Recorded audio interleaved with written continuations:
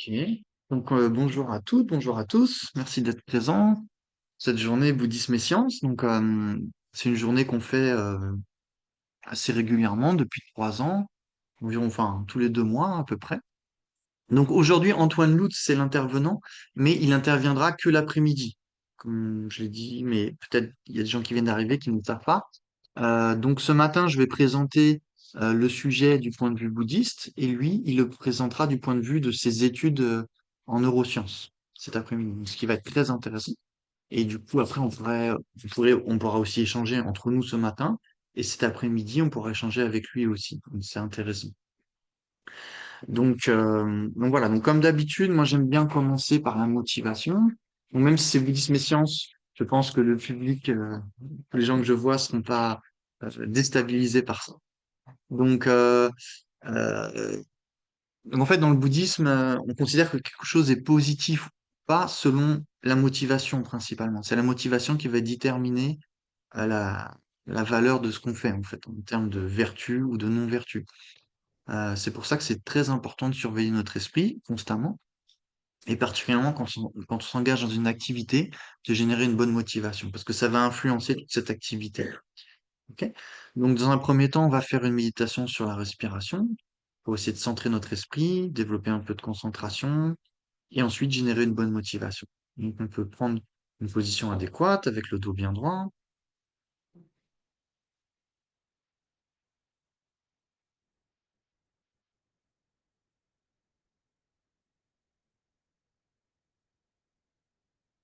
peut vérifier qu'on est bien détendu, sans tomber dans la torpeur, mais en étant détendu.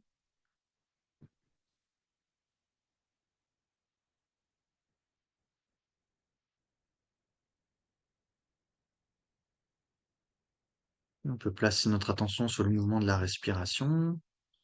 Ça peut être soit au niveau du ventre qui se gonfle, qui se dégonfle, soit au niveau de la sensation au niveau du narine, soit suivre la respiration en général. C'est comme on le souhaite. Et donc, pour nous aider, on peut compter. Quand on inspire, on peut penser j'inspire. Quand on expire, on pense j'expire et on compte 1. Et on peut faire des cycles de 10 comme ça. Et si on s'aperçoit qu'on a perdu notre objet de méditation, le souffle, alors on essaie de ramener notre esprit et de poser notre attention sur ce souffle sans s'en éparpiller.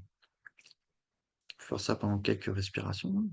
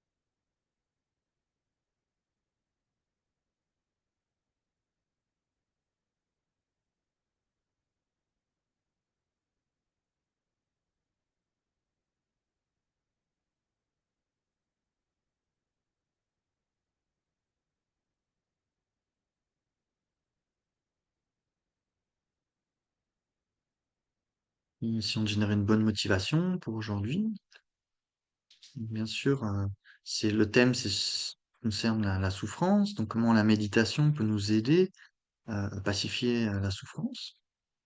C'est un thème extrêmement important qui nous concerne tous, parce qu'on veut tous éviter la souffrance, on veut tous trouver le bonheur. Et donc, question d'explorer aujourd'hui comment la méditation peut nous aider dans ce but. Mais aussi, on peut faire ça simplement pour pacifier notre propre souffrance, c'est une possibilité. Mais aussi, on peut le voir sous un autre angle. C'est-à-dire que plus on va comprendre comment pacifier notre propre souffrance, plus on sera à même d'être bénéfique aux autres, d'aider les autres, déjà dans un premier temps de comprendre leur souffrance, de générer la compassion pour eux, une compassion de plus en plus profonde, et aussi des méthodes pour pouvoir les aider à y soulager leur souffrance. Donc si possible, essayons aussi d'inclure euh, une dimension altruiste dans notre motivation pour aujourd'hui.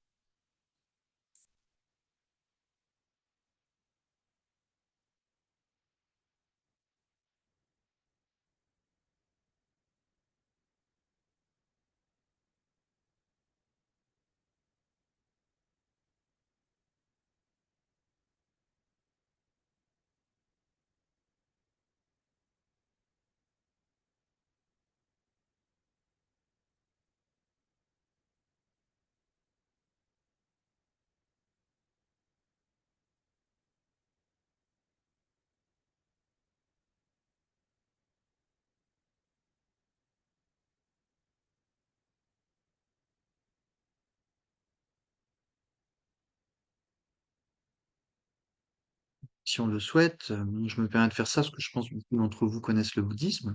Si on le souhaite, on peut visualiser le Bouddha Shakyamuni sur un lotus, un disque de lune en face de nous, et intérieurement, on peut prendre refuge avec nos propres mots.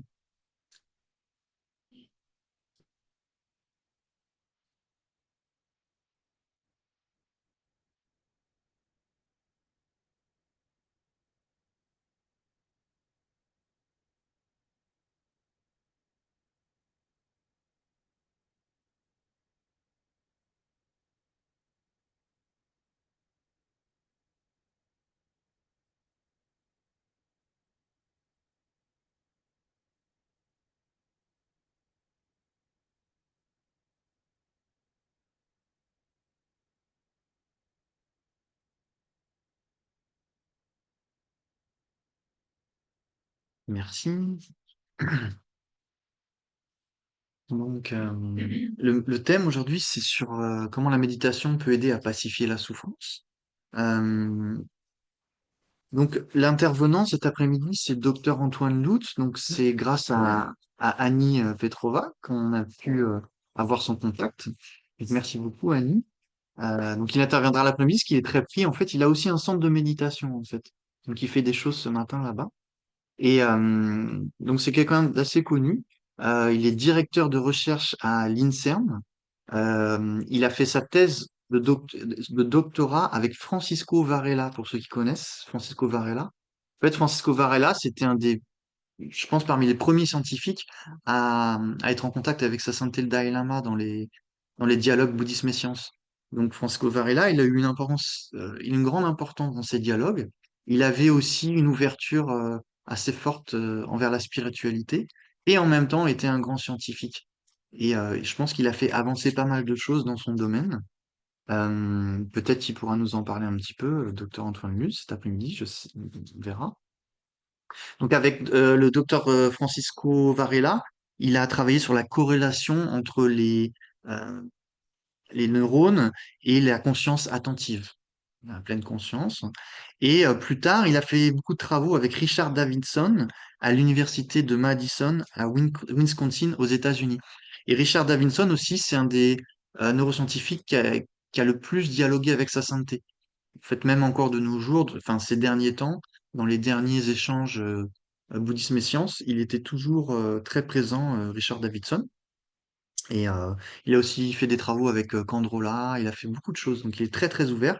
Et c'est un neuroscientifique de renom dans une université aux États-Unis. Et avec lui, il a fait aussi des recherches, je pense, aussi sur la conscience attentive. Et depuis 2013, il travaille à Lyon dans un institut de recherche. Et encore une fois, il fait des corrélations entre les neurones et la pleine conscience et aussi la compassion. Il fait des travaux sur la compassion. Donc ça, c'est intéressant. Il a travaillé aussi avec des méditants. Je pense même qu'il a travaillé avec Mathieu Ricard, hein, c'est bien ça, Annie, avec Mathieu Ricard. D'ailleurs, Mathieu Ricard le cite dans un de ses livres, etc. Donc, on est très content qu'il soit parmi nous cet après-midi. Donc désolé qu'il soit pas là ce matin, mais il était pas disponible, donc là du coup il restait que moi. Je suis désolé. Mais bon, vu que l'idée c'est de faire un dialogue bouddhisme et science, c'était l'idée c'est aussi de d'apporter la perspective d'un point de vue un peu plus bouddhiste, même si l'idée c'est de rester dans un contexte laïque. Donc je vais pas parler de réincarnation, etc. C'est pas l'idée aujourd'hui, c'est pas le propos. Donc on essaie de s'inspirer un petit peu des conseils de sa sainteté dans ce domaine et essayer de suivre ses conseils, même si bon, on peut pas prétendre parfaitement en accord avec sa sainteté, mais on essaye d'être en accord avec son idée par rapport à ça. Parce que c'est lui qui a initié ces dialogues et donc le but de ces dialogues, en fait, et d'ailleurs ces buts ont déjà eu des résultats, hein, puisque on voit que dans certaines universités aux États-Unis et ailleurs, il y a beaucoup de recherches qui ont été faites. C'était de, le but de sa sainteté, c'était de montrer que euh, toutes les valeurs humaines comme la compassion et aussi d'autres méthodes de concentration, etc., avaient un effet positif sur l'être humain, même au niveau physique. Pourquoi il a voulu faire ça en fait? Et ça, une des raisons, en tout cas, je peux pas prétendre connaître toutes les raisons pour lesquelles il a fait ça, mais une des raisons qui paraît évidente, c'est que dans ce monde, tout le monde va pas être bouddhiste. Ça, c'est sûr. Et tout le monde ne va pas non plus adopter une religion. Toutes les religions, elles, elles ont vocation, normalement, si elles sont pas déviées, bien sûr, à euh, essayer de faire croître les valeurs humaines aussi, comme la compassion, l'éthique, la patience, etc. Donc, elles ont cette vocation. Cependant, dans le monde, il y a beaucoup de gens qui n'ont pas de religion. Et, euh, et la science est quand même reconnue comme une discipline dans le monde par beaucoup et peut même influencer au niveau éducatif, à l'école, etc. Et donc, si on arrive à montrer de manière scientifique comment la compassion est bénéfique pour notre corps, pour notre santé et aussi pour la société, alors naturellement, les gens pourront porter un intérêt plus d'intérêt à cette notion de compassion. Aussi, bien sûr, on parle beaucoup de pleine conscience, etc., mais je pense à sainteté aussi, ce qui l'importe encore plus, c'est la compassion, clairement. Enfin, si on entend tous ces discours, c'est clair que la compassion, c'est en premier. Et donc, aussi la compassion, l'amour, la patience, toutes ces valeurs-là, euh, si on arrive à les faire croître au niveau éducatif euh, pour les jeunes, alors bah, c'est la meilleure manière de créer un monde plus paisible et plus heureux, en fait. C'est là sa sainteté, il insiste toujours que c'est là que ça commence, en fait, c'est par l'éducation.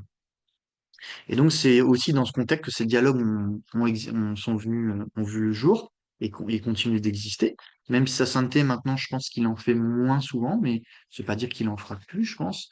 Mais en tout cas, son inspiration continue. Le Mind and Life Institute qu'il a créé continue à exister. Et il y a encore des dialogues qui se font à travers le monde.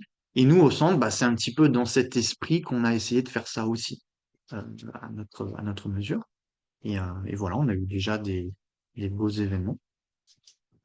Et donc aujourd'hui, on a décidé de parler de l'impact de la méditation sur la souffrance. C'est un thème qu'on n'a pas fait encore, donc c'est intéressant. C'est Antoine Lutz qui l'a proposé. Donc dans un premier temps, déjà, on peut se demander qu'est-ce que la souffrance qu'on veut tous éliminer. Euh, donc on peut parler de souffrance, souvent, quand on parle de souffrance, on relie ça à nos sensations. Alors, la personne nommée Esteban, si vous pouvez couper le son, s'il vous plaît. Voilà, super, merci. Mais bienvenue en tout cas. Euh, donc, on parle de différents types de sensations, hein. En général, les gens, quand ils disent j'ai mal ou je souffre, c'est parce qu'ils ont une sensation désagréable à un niveau ou à un autre. Ça peut être au niveau physique et ça peut être au niveau mental. C'est-à-dire que quand on dit je vais pas bien, c'est pas forcément une douleur physique, vous êtes d'accord? Ça peut être aussi quelque chose de mental. Donc, on distingue les consciences sensorielles et les consciences mentales dans le bouddhisme. On parle de six consciences, hein, de la conscience visuelle, auditive, etc. Donc les cinq sens qui sont communément présentés dans la science. Et nous, on parle aussi de la sixième conscience, la conscience mentale. Je suis pas sûr comment il la décrirait d'un point de vue scientifique. Ce serait peut-être une question qu'on pourrait poser à Antoine Lutz. Mais bon, peu importe. Moi, je suis pas là pour représenter la science. Donc, j'essaie de pas dire de bêtises de ce point de vue-là, surtout qu'on a un expert cet après-midi. Mais en tout cas, du point de vue bouddhiste, on parle de conscience mentale et conscience sensorielle. Et quand on dit je vais pas bien, on parle souvent de la conscience mentale en réalité.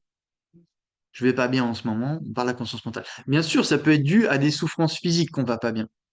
Mais le point, c'est qu'il y a une différence entre la souffrance physique dont on va faire l'expérience, qui est une sensation tactile, et la souffrance mentale, qui est la tristesse qu'on va ressentir du fait d'avoir mal. Vous comprenez que c'est pas la même chose. Je vais vous donner un exemple. Par exemple, il y a des footballeurs, des fois, ils se prennent un gros coup dans la jambe, ils peuvent plus jouer du match, etc. Et finalement, ils gagnent le championnat. Qu'est-ce qui se passe? Il y a deux personnes qui les portent et ils sont super joyeux. Ils sont sur une jambe, mais ils sont super joyeux. Et si vous lui demandez comment tu vas, il va dire je suis trop con. Pourtant, physiquement, il a aucune raison d'être content. D'accord. Il a la jambe à moitié cassée. Ou, par exemple, un boxeur qui gagne le championnat, qui a des cocards partout, et qui lève les bras en l'air avec les yeux brillants de joie. Donc, c'est pas son physique qui provoque cette sensation plaisante, vous êtes d'accord? Il n'y a aucune raison physique pour qu'il ressente cette joie. D'accord? Donc ça, c'est des points importants à comprendre pour nous.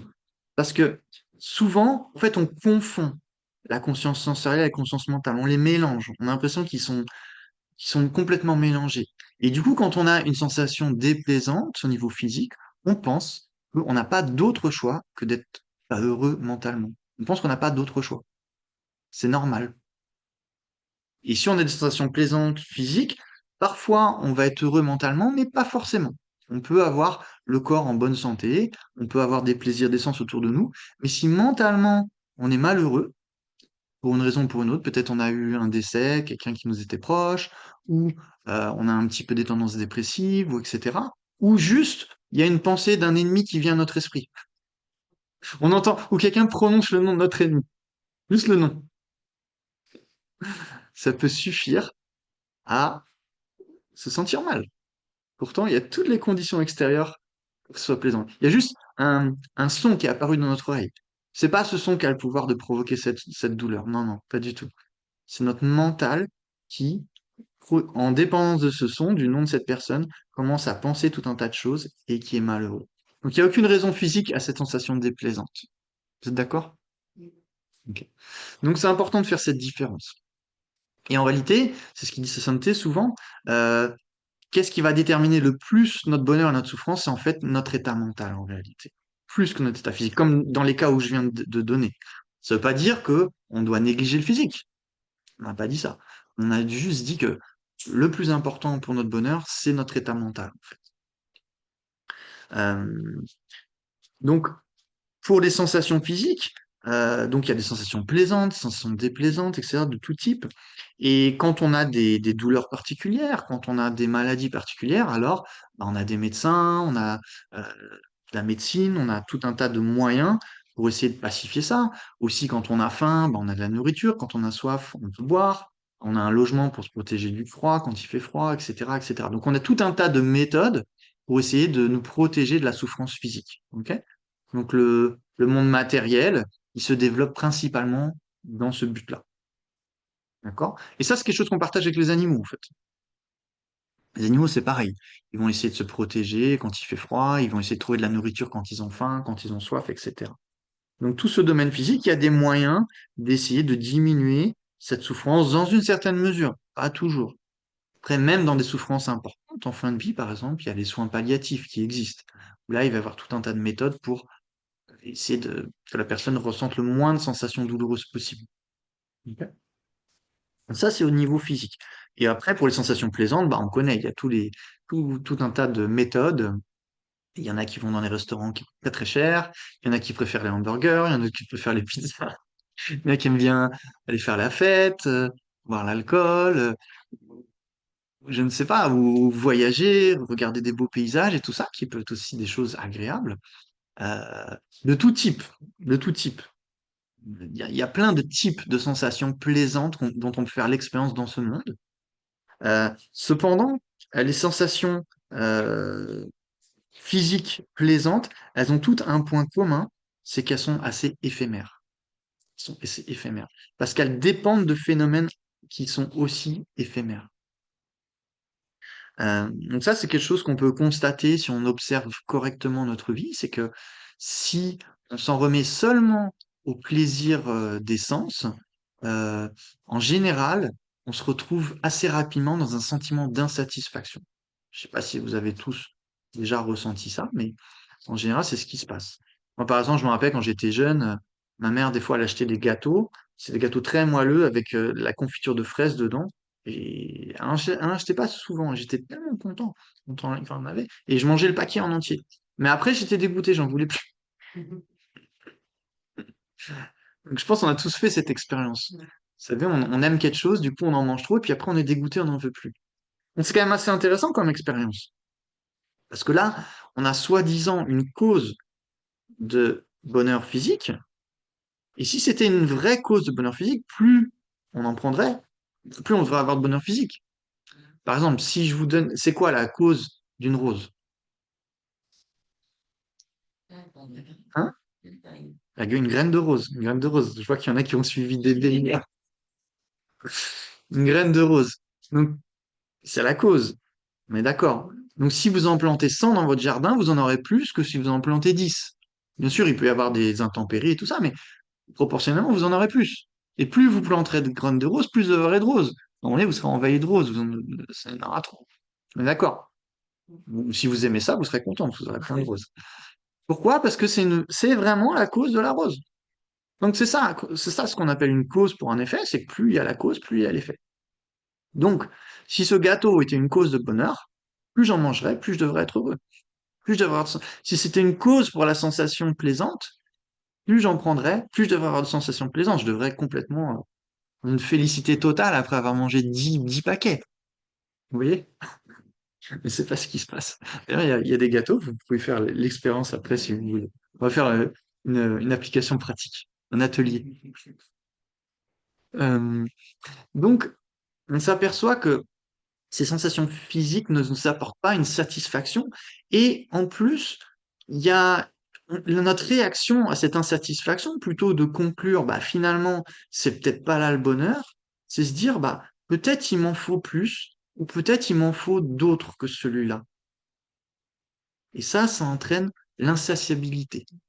Là, vous voyez, le fait, comme si quand on avait soif, ben, on était persuadé que c'était en buvant de l'eau de mer. Bah oui, mais du coup, vous pouvez boire 10 litres d'eau de mer, bah, vous risquez d'être très très mal à la fin, et vous aurez toujours pas étanché votre soif. Et en fait, il y a quelque chose qui se passe dans notre esprit qu'on appelle la confusion, qui fait qu'on n'arrive pas. C'est quand même incroyable. Et je parle de moi aussi, c'est incroyable comment on a du mal à identifier qu'on est dans la confusion en fait, qu'on n'arrive pas à réaliser que l'activité qu'on fait pour obtenir du bonheur, en fait, n'a pas ce pouvoir de nous apporter du bonheur, malgré le fait que on a l'expérience que ça ne nous apporte pas du bonheur. On a l'expérience que ça ne nous apporte pas de bonheur, mais on continue à y croire et on continue à persévérer. C'est incroyable, hein. Et je pense que les animaux font pareil, les êtres humains font pareil. Donc c'est assez intéressant à noter quand même cette attitude. Donc ça, c'est bien à noter. Euh, Et aussi, donc par rapport aux sensations physiques et mentales, maintenant les scientifiques se rendent de plus en plus compte. Nous, on peut le voir dans notre expérience, mais maintenant ça commence à être prouvé scientifiquement. Donc quand je dis les scientifiques commencent à le prouver, ça veut pas dire que nous, on n'aurait pas pu le comprendre déjà. C'est-à-dire que ça va permettre de confirmer des fois ce qu'on a déjà ressenti, et si on l'a pas ressenti, ça va pouvoir nous l'apprendre. Mais dans les deux cas, c'est bénéfique. C'est-à-dire que nos émotions vont aussi impacter notre santé et notre corps. Donc aussi nos sensations physiques. Quand on est très en colère, par exemple, ça va avoir des effets sur notre corps. Peut-être on va avoir des maux de tête, peut-être on va avoir des douleurs dans le dos, etc. Selon nos faiblesses, ça va avoir tendance à activer des douleurs. Vous avez tous cette expérience, je pense. À l'opposé des émotions positives comme la compassion, ça va plutôt apaiser notre système et nous apporter une santé meilleure, en fait. Donc ça, c'est par exemple quelque chose que sa sainteté, il a trouvé très important à découvrir. Donc, c'était pas seulement de comprendre les bienfaits de la méditation, mais aussi de comprendre nos émotions au quotidien, l'impact qu'elles ont sur nous. Et quel est l'intérêt de ça? C'est de nous amener du discernement. du discernement, qu'est-ce qui est positif, qu'est-ce qui l'est pas. C'est un petit peu maintenant de nos jours, les gens sont de plus en plus informés, surtout dans le milieu bouddhiste, quelle nourriture est bonne, quelle nourriture est pas bonne, etc. Donc, mais le fait d'être informé, d'avoir ce discernement, fait que vous avez un choix. Après, voilà, après, il y a l'attachement peut-être qui va nous pousser à manger ce qu'il faut pas, mais le fait d'avoir discernement, au moins, nous donne un choix. Dire, OK, je sais que ce genre de nourriture, c'est pas trop bon pour moi, donc je vais pas en prendre trop. Ça, c'est bon pour moi, ça, je vais en prendre, etc. Vous voyez, ce discernement, il impacte notre vie, vous êtes d'accord? Au niveau de la nourriture. Et ben, c'est pareil au niveau des émotions. Si on développe plus de discernement, quelles émotions sont bénéfiques, quelles émotions sont pas bénéfiques, ça va déjà impacter notre quotidien, en fait. C'est pas juste une compréhension intellectuelle, en fait. Ça peut avoir un impact réel sur notre vie quotidienne, sur comment on va mener notre vie. Ça va augmenter notre vigilance qui est aussi une forme de discernement, qui va comprendre là l'émotion dans laquelle je suis, c'est c'est destructeur pour moi. Et du coup, on va pas forcément l'alimenter. Si on pense que la colère, c'est un truc super, que c'est super d'être en colère, alors on n'a aucune raison de vouloir la restreindre. Vous voyez ce que je veux dire? Par contre, si on voit que c'est destructeur, alors naturellement, parce qu'on veut pas souffrir, encore une fois, alors on va avoir envie de d'éviter de la suivre aveuglément, en fait. D'ailleurs, j'ai entendu que maintenant, en psychologie, il y a une époque où ils pensaient que, comment dire, défouler sa colère, c'était quelque chose de positif, vous voyez? Que sinon on refoule, etc. Et donc c'est terrible. Donc l'exprimer, c'était très bénéfique en fait. Et maintenant, ils ont changé d'avis parce que les neuroscientifiques, ils se sont rendus compte, c'est que à chaque fois qu'on exprime notre colère, on crée des réseaux neuronaux particuliers liés à cette émotion, ce qui fait que, bah, au fur et à mesure, ça devient de plus en plus naturel de se mettre en colère. Et donc, ça fait qu'alimenter le problème. Et donc, maintenant, ils se sont rendus compte, en fait, c'était mieux de se restreindre. Et en fait, en se restreignant, eh ben, la colère, déjà, elle passe au bout d'un moment et on n'alimente plus ces réseaux. Donc ça, c'est intéressant. Vous voyez, c'est pour ça que la neuroscience, des fois, peut être aussi intéressante, même pour nous. Parce que même nous, ça, le bouddhisme nous le dit. Mais le point, c'est que inconsciemment, on était influencé par tout un tas de points de vue pendant des décennies qui ont parfois été des points de vue complètement faux et qui peuvent nous amener des doutes sur même ce que le Bouddha dit. Ah oui, mais peut-être quand même de pas exprimer sa colère, c'est alors du coup on refoule, etc. Bien sûr, on nous encourage jamais à refouler, c'est pas ce mot qu'on veut, mais à se restreindre, c'est pas la même chose. Refouler nos émotions, ça veut dire que on fait comme si elles étaient pas là. On est dans le déni. C'est pas ça qu'on nous parle. On nous parle de nous restreindre. C'est pas la même chose. C'est pas la même chose. Et, si possible, d'appliquer des antidotes pour les éliminer. Donc, c'est-à-dire qu'on est conscient des émotions et on applique des antidotes. Donc, c'est tout le contraire de refouler. Vous voyez, parce que parfois, peut-être, on peut avoir une idée, c'est soit je refoule, soit j'exprime, en gros. C'était les deux options. Mais en fait, il y a plein d'autres options. Il y a plein d'autres options entre les deux. L'un comme l'autre sont pas bonnes. Refouler, bien sûr, c'est pas bon, parce qu'au bout d'un moment, ça explose, ça, on le sait. Mais, par contre, être conscient de ce qui se passe grâce à la vigilance, reconnaître que c'est négatif et de ne pas vouloir l'exprimer, ça, c'est très positif. Parce qu'on l'exprime pas parce qu'on sait que c'est négatif pour nous. Donc la raison pour laquelle on ne l'exprime pas, c'est quelque chose de vertueux, de positif, et du coup, ça n'entraîne pas un sentiment de, de se sentir malheureux de ne pas l'avoir exprimé, que peut-être j'aurais dû l'exprimer, etc., ou des doutes, etc. Ça va pas s'exprimer. Au contraire, ça va même engendrer une certaine joie. Ah, je suis content, j'ai réussi à pas exprimer ma colère. Et donc, ça va apporter plus de bonheur dans la vie. Vous voyez? Donc c'est pour ça que ces études scientifiques peuvent aussi nous aider à distinguer plus clairement euh, qu'est-ce- quelles émotions sont positives pour nous et lesquelles sont négatives. Par exemple, Sainte disait qu'il y avait un scientifique qui lui avait dit que la colère, elle rongeait notre système immunitaire. Donc c'est quand même intéressant à savoir. Euh, alors que les émotions positives sur la compassion, j'ai entendu que la compassion, par exemple, agissait beaucoup sur le nerf vague. Et ça amène beaucoup de paix dans notre système nerveux. Donc quand on parle de compassion, c'est vrai que les gens ils se disent oui, mais quand je vois la souffrance des gens et tout, ça me rend pas du tout paisible. C'est vrai, quand on entend, par exemple, on regarde les infos, etc., tout ce qui se passe à Gaza, tous les horreurs et tout, on est là, des fois, au bout d'un moment, ça nous oppresse. Donc ça, c'est pas positif. Mais c'est pas ça, la compassion. Ça, c'est peut-être plus, on va dire, au niveau de l'empathie.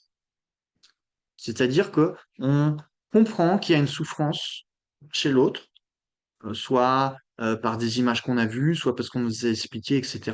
On comprend que qu'il y a une souffrance, et ça nous oppresse un peu. Donc ça, c'est une première étape. Mais la compassion, ça va être peut-être à un moment donné de se poser, et de dire, OK, donc il y a toute cette souffrance, respire un petit coup, OK, puissent tous ces êtres être libres de leur souffrance et des causes de souffrance. Puissent-ils être libres de la souffrance et des causes. Je parle pas de religion, je parle de générer une aspiration de, qui veut que les autres soient libres de la souffrance. C'est ça la compassion. C'est cette aspiration particulière. C'est pas juste de ressentir la souffrance, c'est de réagir à cette souffrance par l'état d'esprit qui souhaite que l'autre soit libre de la souffrance. Et après, ça peut donner aussi lieu à des actes. Ok, qu'est-ce que je peux faire? Peut-être faire un don à une association, peut-être, je sais pas. Ça, c'est encore une autre étape. Mais déjà, juste, la compassion, c'est déjà le souhait, l'aspiration, puissent-ils être libres de leur souffrance et des causes de leur souffrance? Puissent-ils être complètement aussi tous ceux qui font souffrir les autres, puissent-ils être libres de leur haine, de leur aveuglement, de leur autochérissement, puissent-ils être libres de cette souffrance pour eux, pour les autres. Et du coup, vous réagissez autrement. Vous voyez ce que je veux dire? Donc, c'est-à-dire ce qui va faire que l'empathie, des fois, devient un burn-out, et donc une nouvelle souffrance, c'est qu'on a du mal à passer dans ce mode. Vous voyez? Et c'est pas forcément quelque chose toujours d'automatique. Des fois, ça peut être bien de se poser et vraiment. Oui, c'est pas une méditation compliquée. Méditation, c'est pas forcément un truc compliqué. C'est juste, ok, puisse-t-il être libre de la souffrance cause de souffrance. Ça, c'est une méditation magnifique. Si vous faites ça régulièrement, alors c'est sûr et certain que vous serez de plus en plus heureux. Et aussi pour votre santé, ce sera bon. Ça, c'est prouvé scientifiquement. C'est dit par le Bouddha depuis 2500 ans, et en plus, c'est prouvé par les scientifiques. Ok. Hum, ok, donc là, on voit que aussi notre santé peut être affectée par nos émotions. Du coup, par exemple, si vous voyez la médecine tibétaine, la médecine chinoise, etc., aussi dans l'Ayurveda, les médecins, ils sont aussi formés pour comprendre la corrélation, et comme les scientifiques parlent de corrélation, entre nos émotions et nos problèmes de santé. Et donc, ils vont non seulement donner de la médecine, aussi ils vont sûrement conseiller quelle nourriture prendre, pas prendre, etc., selon votre problème, et aussi ils vont toujours vous conseiller de faire attention à certaines émotions, à votre manière de penser, etc. Moi, je l'ai vu parce que je traduisais un médecin tibétain des fois qui venait au monastère, et j'étais vraiment étonné, quoi. C'est vraiment des psychologues. C'est pas juste des médecins qui donnent des. Il y aura toujours des conseils sur la pensée et les émotions. Parce qu'ils ont vraiment fait toutes ces corrélations, aussi bien en Chine qu'au Tibet. Donc c'est intéressant. C'est pour ça qu'on dit souvent que c'est des médecines un peu holistiques, qui prennent en considération l'être dans sa globalité. Et peut-être, avec les avancées scientifiques, peut-être ça pourra arriver aussi chez nous, parce que je pense qu'ils arriveront à corréler les émotions avec les états de santé, hein, en observant ce qui se passe dans les neurones, mais pas que, dans tout le système nerveux, etc. Donc je pense petit à petit, ça pourra aussi venir. Mais bien sûr, ça met du temps. Euh, donc là, on a parlé surtout des sensations physiques. Maintenant, par rapport aux sensations mentales, quel type de sensations on fait l'expérience? Des fois, on peut ressentir de la joie, des fois, on peut ressentir de la tristesse, des fois, on peut ressentir. Alors ça, pour nous, c'est plus du domaine sensation, dans le jargon bouddhiste. Dans le jargon scientifique et psychologique, ce serait plutôt des émotions. Là, c'est des émotions, la tristesse et la joie. Mais c'est pas très important, le mot qu'on pose dessus. Et donc aussi, eux, dans les émotions, ils vont mettre la colère, etc., la peur, etc. Mais le point, c'est que pour nous, la sensation, c'est ce qui fait l'expérience, c'est un facteur mental qui fait l'expérience du plaisant, du déplaisant ou du neutre. Donc c'est un facteur mental qui est toujours présent en nous, avec tout état de conscience et toujours accompagné d'une sensation, que ce soit au niveau physique ou mental. Et donc, qu'est-ce qui fait que... Donc là, par contre, ce qui est intéressant par rapport au physique, on a besoin de médecine, etc. des fois, et des fois, on peut pas faire grand-chose. Par rapport au mental, là, ça dépend de notre manière de penser, du point de vue bouddhiste. Et donc, on peut toujours faire quelque chose, on peut toujours travailler là-dessus. Quand je dis ça, ça veut pas dire que si vous voyez quelqu'un de très déprimé, vous devez lui dire, bah voilà, t'as qu'à changer ta manière de penser. Parce que c'est pas si simple non plus. Nos manières de penser, c'est des choses des fois qui peuvent être très ancrées. et qui sont pas si faciles que ça à changer, qui peuvent être dus aussi parfois à des traumatismes violents dans l'enfance ou autres, qui font que émotionnellement les gens ils se construisent une manière de penser, une perception d'eux-mêmes, du monde, etc., qui est tellement fixée, figée et ancrée que c'est pas toujours facile à changer. Mais cependant, on pense quand même que ça vient de la manière de penser, de la manière de percevoir, et que donc il y a quelque chose à faire quand même. C'est possible. Vous voyez? Donc on dit pas il y a une baguette magique, mais on dit il y a une voie intérieure. D'accord? Donc nous on parle plus d'une voie de transformation intérieure plutôt que d'une baguette magique. Euh, donc, euh, donc il faut arriver à identifier dans notre esprit qu'est-ce qui crée la souffrance et qu'est-ce qui crée le bonheur. Donc ça, c'est vraiment un enseignement que le Bouddha il a, il a clarifié, par exemple, dans la psychologie bouddhiste, quand il décrit les facteurs mentaux vertueux et les émotions perturbatrices, par exemple.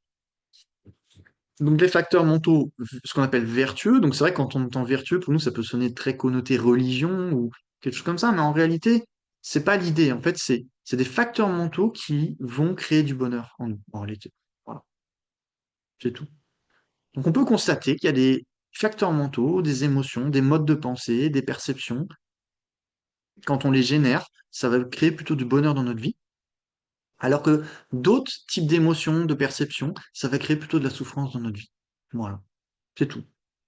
Ok. Donc c'est ça qu'on appelle facteurs mentaux vertueux et facteurs perturbateurs ou émotions perturbatrices. Mais je préfère dire perturbation mentale parce que c'est pas forcément que des émotions. Ça peut être aussi des perceptions erronées, donc plus de l'ordre du cognitif. D'accord? Donc il y a des perturbations mentales qui sont plus de l'ordre du cognitif. Donc ça, on le classifierait pas comme émotion dans la psychologie occidentale. On dirait plutôt des facteurs perturbateurs et les facteurs vertueux. Les facteurs vertueux, ben, ce qu'on connaît le plus, bien sûr, ça va être l'amour bienveillant, la compassion, aussi la sagesse, du coup, l'éthique, tous les facteurs qui vont nous permettre d'avoir développé une bonne éthique, qui va nous restreindre de toute activité qui peut venir à autrui. Parce que, en fait, ce qu'on a constaté, ce que le Bouddha a constaté de manière incroyable, c'est que toutes les attitudes en nous qui vont avoir tendance à nuire aux autres, en réalité, ça va créer de la souffrance pour nous. Parce que c'est animé par des facteurs perturbateurs, comme la colère, etc. Donc en fait, c'est une bonne nouvelle. Finalement, on n'est pas trop mal fait, je dirais, parce que en fait, si on était fait de telle manière que la haine nous apportait plein de bonheur, ça serait un gros conflit, un gros problème. Parce qu'il y aurait un conflit entre notre souhait d'être heureux et, euh, et le fait de nuire à autrui. Mais là, il n'y a aucun conflit en fait. La haine, c'est destructeur pour nous et c'est destructeur pour autrui. L'amour, la compassion, c'est bon pour nous et c'est bon pour autrui. Donc il n'y a pas de conflit à avoir. Quand on amène du discernement, on comprend qu'il n'y a pas ce conflit intérieur entre les autres et nous, en fait. En réalité, on pense même dans le bouddhisme que l'altruisme, c'est la cause principale du bonheur. Bien sûr, si on est altruiste, on aura moins de perturbations mentales. C'est évident. Alors que si on est très égocentré, ben, on aura beaucoup plus de perturbations mentales. Donc, le Bouddha, il va identifier, en fait, que toutes ces émotions qui nous perturbent, et c'est ça le niveau de souffrance qui veut pointer du doigt le plus. Parce que la souffrance physique, etc., ok, tout le monde l'identifie, même les animaux. Le fait que les plaisirs sont éphémères et donc ils sont pas totalement fiables, c'est quelque chose qu'on peut comprendre aussi. Mais le point fondamental, c'est de comprendre que le fait d'être sous l'emprise des perturbations mentales, c'est ça la souffrance véritable, en fait. Tu sais, quand il a enseigné les quatre neuf vérités, il a dit ceci, la vérité de la souffrance. Et donc, euh, c'est ce qu'il faut identifier. Ce qu'il faut identifier, c'est que la souffrance, c'est d'être sous l'emprise des perturbations mentales, en fait. Tant qu'on est sous l'emprise des perturbations mentales, quand on est sous l'emprise, ça veut dire quoi? C'est-à-dire qu'on décide pas de se mettre en colère. Vous êtes d'accord? Quand il y a quelque chose qui vous déplaît, c'est pas vous dites, tiens, comment je vais réagir à ça? Ah, tiens, je vais me mettre en colère. C'est pas du tout comme ça que ça se passe. Il y a un truc qui nous déplaît. Ça provoque une sensation désagréable en nous. Vous en avez, il y a tout un tas de pensées qui se développent, ça devient insupportable, et là, boum, il y a la colère qui sort. Mais il n'y a pas vraiment. un choix conscient, tiens, je vais me mettre en colère. Donc on est sous l'emprise de ces processus qui nous font souffrir en réalité. Et donc ça, c'est la souffrance fondamentale, d'être sous l'emprise d'émotions qui nous produisent notre propre souffrance en fait. Si on était sous l'emprise d'émotions qui nous provoquent du bonheur, bah ok, c'est ok d'être sous leur emprise, il n'y a pas de souci. Moi, je suis ok d'être sous l'emprise de la compassion, de la sagesse, ça me porte du bonheur tout le temps, je suis d'accord.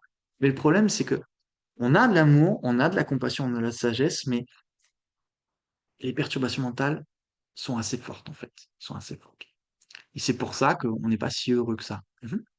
Est-ce qu'il y a des facteurs mentaux neutres? Est-ce qu'il y a des facteurs mentaux neutres? Oui, tout à fait, il y a des facteurs mentaux neutres.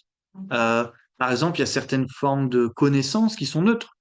Par exemple, de savoir le nom des fleurs, c'est pas vertueux, c'est pas non vertueux, c'est un facteur mental. Après, tu veux dire peut-être au niveau émotionnel. Ouais, c'est ça. Au niveau émotionnel, alors faut que je réfléchisse deux secondes parce que dans la psychologie bouddhiste, on n'a pas vraiment ce terme émotion. Ouais. Donc, faut que je réfléchisse deux secondes. Donc déjà dans les facteurs mentaux vertueux, non. Les perturbations mentales, non, c'est pas neutre. Donc ensuite, on a les cinq omniprésents. Donc il y a la sensation, etc. Bah, dans les sensations, par exemple, dans les sensations, il peut y avoir des émotions, parce qu'on considère ça comme une émotion, hein, les sensations mentales dans la psychologie occidentale. Donc il y en a qui pourraient être neutres, je pense. Par exemple, imaginons tu as froid, tu mets un pull et tu es heureux d'avoir ce pull. Tu es heureux d'avoir ce pull pour protéger du froid. En soi, c'est pas négatif, c'est pas positif. Tu vois, c'est une forme de joie, je dirais, qui est neutre, je pense. Par contre, si tu te réjouis d'avoir tué le moustique, cette joie-là, elle est définitivement non vertueuse. Si tu te réjouis parce que t'as aidé quelqu'un, cette joie-là, elle est vertueuse. Donc la joie, c'est ni positif, ni négatif, ni neutre en soi. Et ça, c'est intéressant, parce que quand vous regardez dans la psychologie bouddhiste, la psychologie occidentale, il parle des six émotions universelles, et dedans, il y a la joie et la tristesse. Et la joie est considérée comme une émotion positive et la tristesse comme une émotion négative. Ça veut dire que il détermine si quelque chose est positif ou négatif, si ça provoque une sensation plaisante ou pas. Mais ça, on n'est pas d'accord pour nous. Ça, pour nous, on n'est pas d'accord. Le fait qu'une sensation soit plaisante n'implique pas nécessairement qu'elle soit cause de bonheur. Ah, oui. Non. C'est-à-dire que on peut avoir, bah, par exemple, quelqu'un qui tue un moustique et qui se réjouit de ça. Oui, d'accord, oui. Il a une sensation très plaisante. Bon, peut-être pas pour longtemps, mais il peut avoir une sensation plaisante. Ou sous l'emprise de l'attachement, par exemple. Quelqu'un qui fait tout un tas de choses, il peut être très très joyeux sous l'emprise de l'attachement. Aussi avec l'orgueil, on peut se sentir très joyeux, de se sentir supérieur aux autres. Par exemple, si on a un sentiment de supériorité, on peut ressentir une certaine joie intérieurement. Mais tout ça, pour nous, c'est non vertueux. Donc, joie n'est pas égale à vertu. Joie n'est pas égale à il faut que j'ai ça. Par contre, il y a des joies qui sont à cultiver. Mais ce qui va déterminer si la joie est positive ou pas, c'est pas la sensation elle-même. C'est avec quoi elle est associée ou par quoi elle est motivée. Donc, ce qui détermine vraiment si quelque chose est vertueux, c'est pour ça que les sensations sont pas classées dans les facteurs vertueux. C'est des choses neutres. Par contre, les facteurs mentaux vertueux, ça, on est sûr que c'est positif. Comme l'amour, la compassion, la sagesse, l'éthique, etc., etc. La non-violence, etc. Donc tous ces facteurs mentaux, quand ils naissent dans l'esprit, c'est clair que l'esprit est vertueux et il sera accompagné de sensations plaisantes. Mais la sensation plaisante qui accompagne un facteur vertueux n'a pas la même, euh, c'est pas la même expérience que la sensation plaisante qui accompagne le fait d'être dans l'attachement total, etc. C'est pas le même type de sensation. C'est une sensation qui est non agitée, qui est non perturbée. Parce que les facteurs perturbateurs, ils vont nécessairement perturber la paix de l'esprit. Vous voyez? Donc quand c'est associé avec beaucoup d'attachement ou avec la malveillance, la joie est quand même pas de même qualité que la joie qui va accompagner, par exemple, un acte altruiste, motivé par une pure compassion. Ça n'a pas du tout été la même. Et ça, vous en avez tous l'expérience, je pense.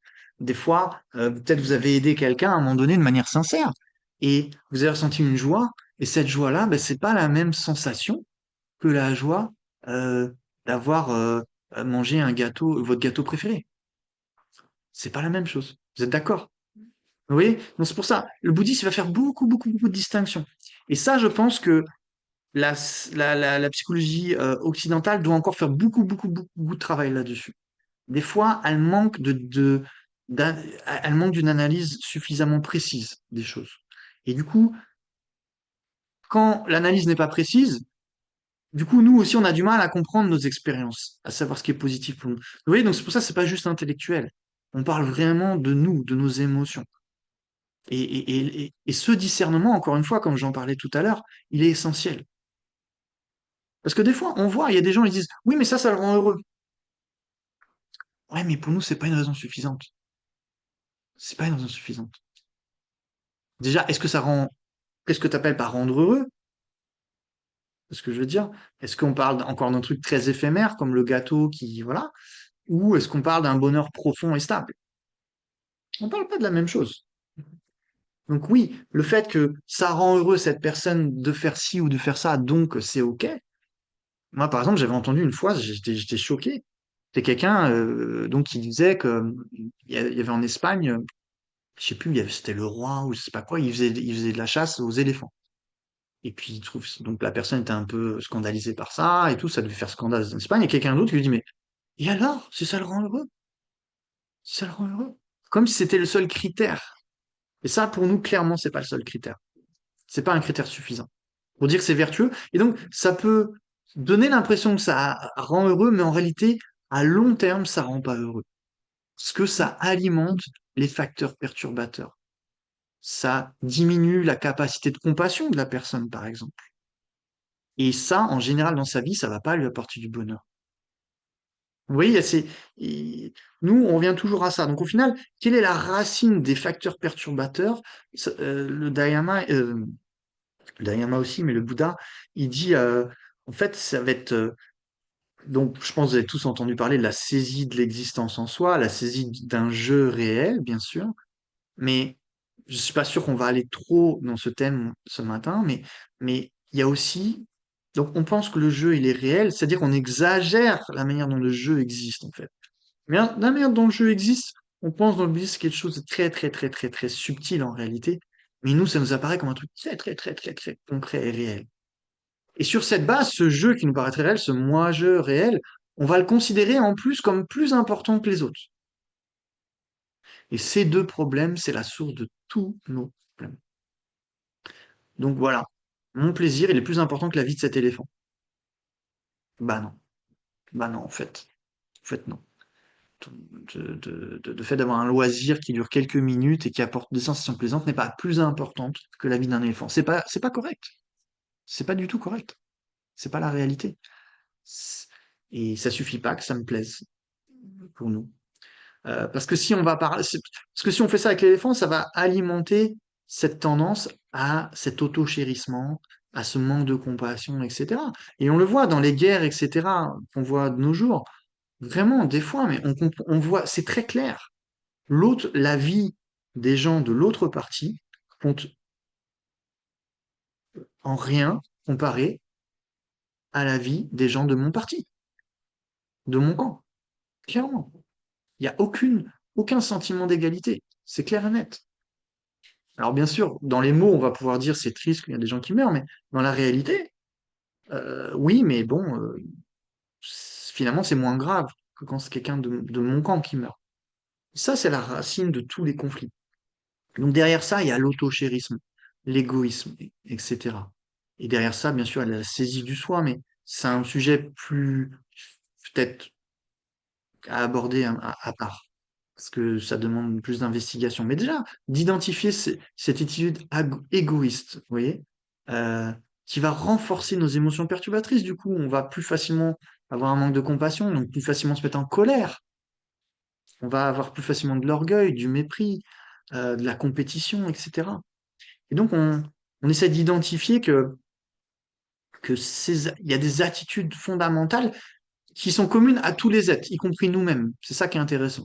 C'est-à-dire que bien sûr, à un certain niveau, on peut dire, OK, on a tous des psychologies différentes, toutes des histoires différentes, et ça c'est vrai, hein. Et donc, il faut sûrement travailler différemment sur certains plans. Mais si on creuse un peu plus, au final, la racine de nos problèmes, elle est la même pour tous. C'est principalement l'auto-chérissement et aussi, on va dire, l'attachement, l'aversion, la colère, etc. Et la confusion. Donc, ça veut dire que le bouddhisme va proposer des antidotes qui sont universels aussi. C'est-à-dire cultiver l'altruisme, cultiver la sagesse, cultiver le non-attachement, cultiver la non-violence, etc. Et ça, c'est des antidotes qui sont valables pour tous, en réalité. Pour tout le monde. Qui sont bénéfiques pour tout le monde. Euh, et quand je dis ça, ça veut pas dire qu'il n'y a pas besoin d'autres méthodes, temporairement, pour certaines personnes. Peut-être il y a des gens qui ont besoin de psychologie, qui ont besoin de psychiatrie, qui ont besoin de, aussi d'autres religions, qui ont besoin de plein de choses. Mais on dit que fondamentalement, le problème, il est quand même le même pour tous, à un niveau plus profond. Et ça, on peut tous agir là-dessus. Et donc, c'est ça que la méditation va nous proposer, en fait. C'est d'essayer de travailler aussi sur ces émotions perturbatrices et aussi sur l'auto-chérissement et l'ignorance, la confusion, en fait. Donc, c'est le but principal de la méditation. Donc, la pleine conscience, c'est un outil, mais c'est pas suffisant. Sa sainteté, il le dit toujours. Même dans les dialogues scientifiques, mindfulness, la pleine conscience, oui, mais il faut aussi ajouter l'analyse. Il faut analyser les choses.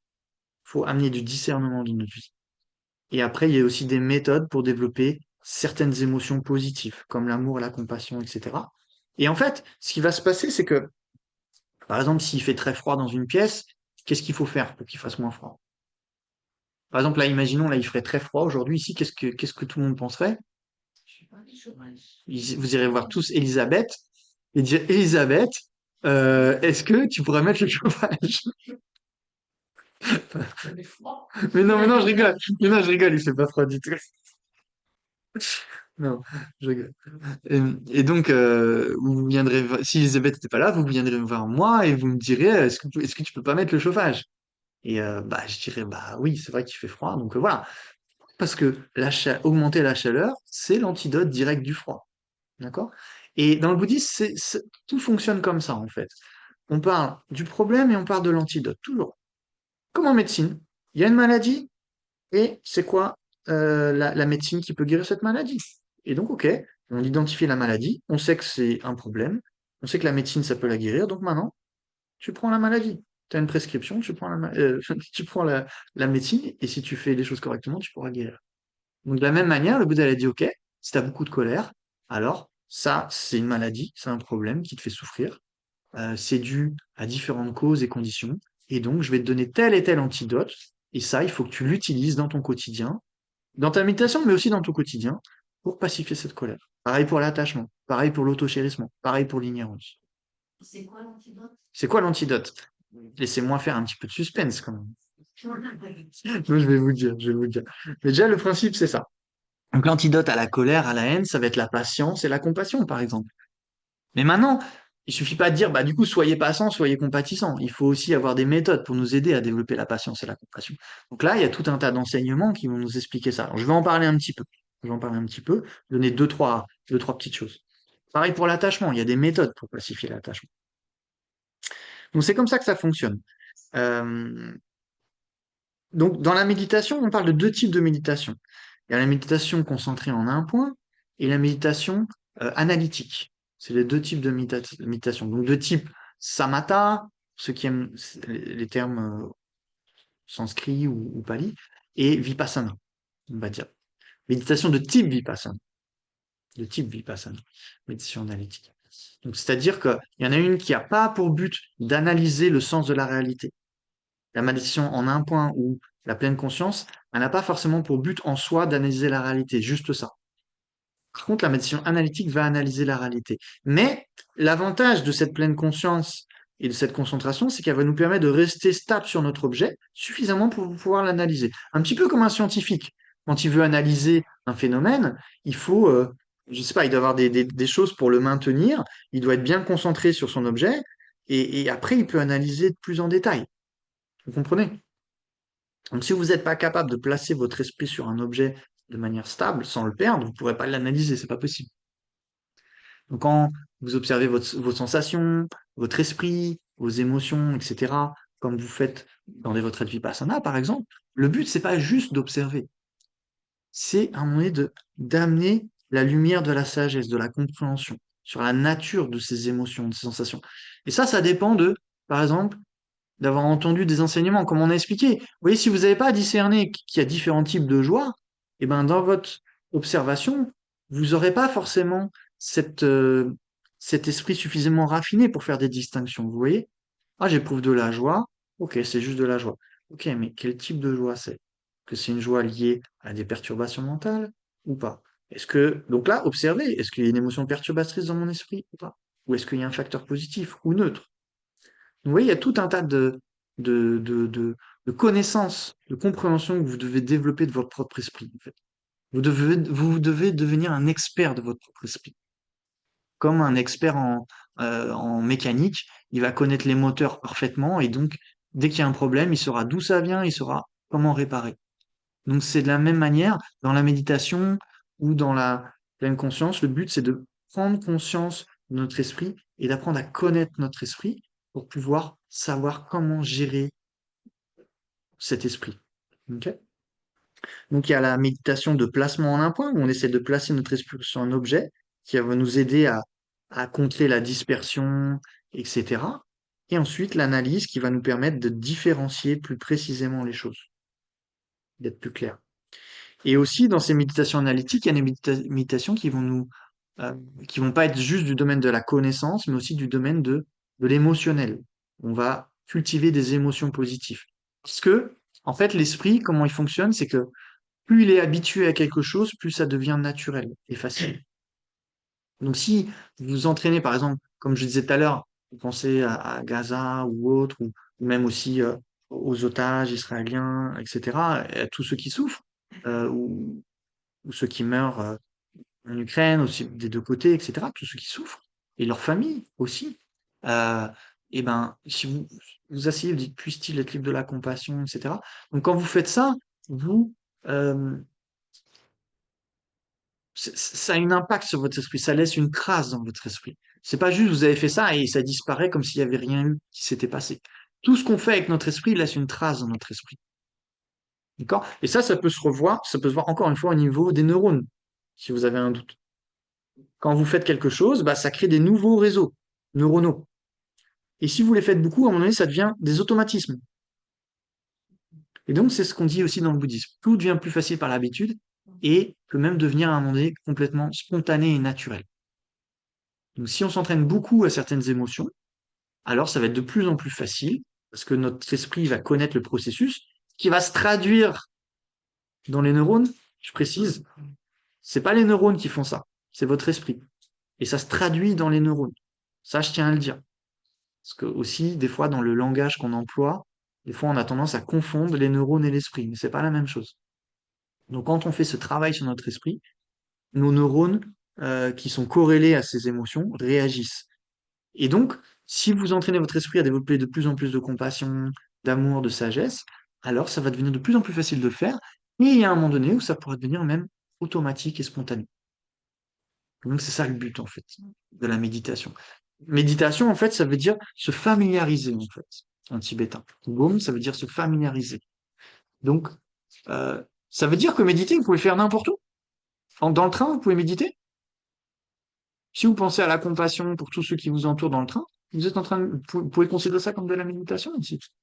Quand vous allez au travail, si vous le faites avec une bonne attitude, c'est peut-être pas la méditation proprement dit, au terme comme on l'utilise d'habitude, mais ça participe à, à cette familiarisation avec des états d'esprit positifs, qui sont la cause du bonheur pour vous et aussi pour les autres. Euh, donc c'est ça le but de la méditation en fait. Donc notre esprit, c'est pas un phénomène fixe et immuable, c'est un phénomène conditionné. Notre esprit là tel qu'il est, c'est le produit de toute notre histoire, toutes nos émotions, toutes nos pensées, etc. Du point de vue bouddhiste, on parle des vies passées, mais même là aujourd'hui, on n'en parle pas. Mais peu importe, c'est pas important, ça change rien en fait qu'on parle des vies passées ou pas. C'est on peut constater qu'il y a une continuité dans notre esprit et tout ce qu'on fait l'impact. C'est un phénomène conditionné, il est impermanent, il n'est pas fixe. Et donc, si on le conditionne de manière positive maintenant, ça aura des effets positifs dans le futur, pour sûr. C'est inévitable. On n'a pas le choix, en fait. On n'a pas le choix. Si vous mettez des graines de roses dans votre jardin, c'est inévitable, vous aurez des roses. Vous n'avez pas le choix. Vous aurez beau prier, puisse-t-il ne jamais avoir de roses dans mon jardin et continuer à planter des graines. vous voulez comparer la force de la réalité et la force de votre prière, eh ben, c'est la réalité qui va gagner. Parce que les causes et les effets sont infaillibles. Les causes et effets sont infaillibles. Quand toutes les causes et conditions sont réunies, c'est Dharma Kurti, il dit ça, quand toutes les causes et conditions sont réunies, il est impossible que le résultat ne se produise pas. Par contre, si toutes les causes et conditions sont pas réunies, il est impossible que le résultat se produise. Donc, c'est-à-dire si on s'entraîne à réunir les causes et conditions positives, alors nécessairement, on aura l'effet, c'est-à-dire un esprit plus vertueux, et qui dit plus vertueux dit plus heureux. Alors, je vois que Xiang a levé la main. Xiang, vous voulez dire quelque chose? Xiang?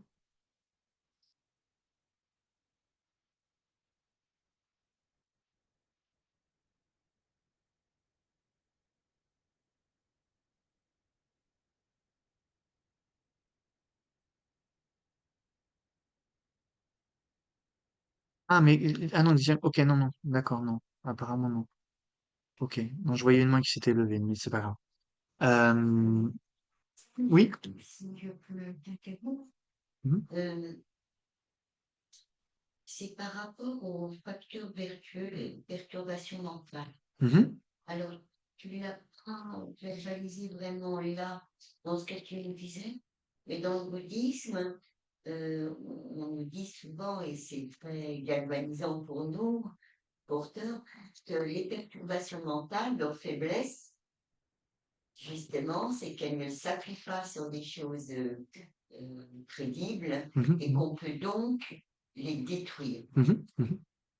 Et les facteurs mentaux, par contre, eux, on ne peut pas les détruire. Mhm. C'est ça que je voudrais que tu précises. Mhm.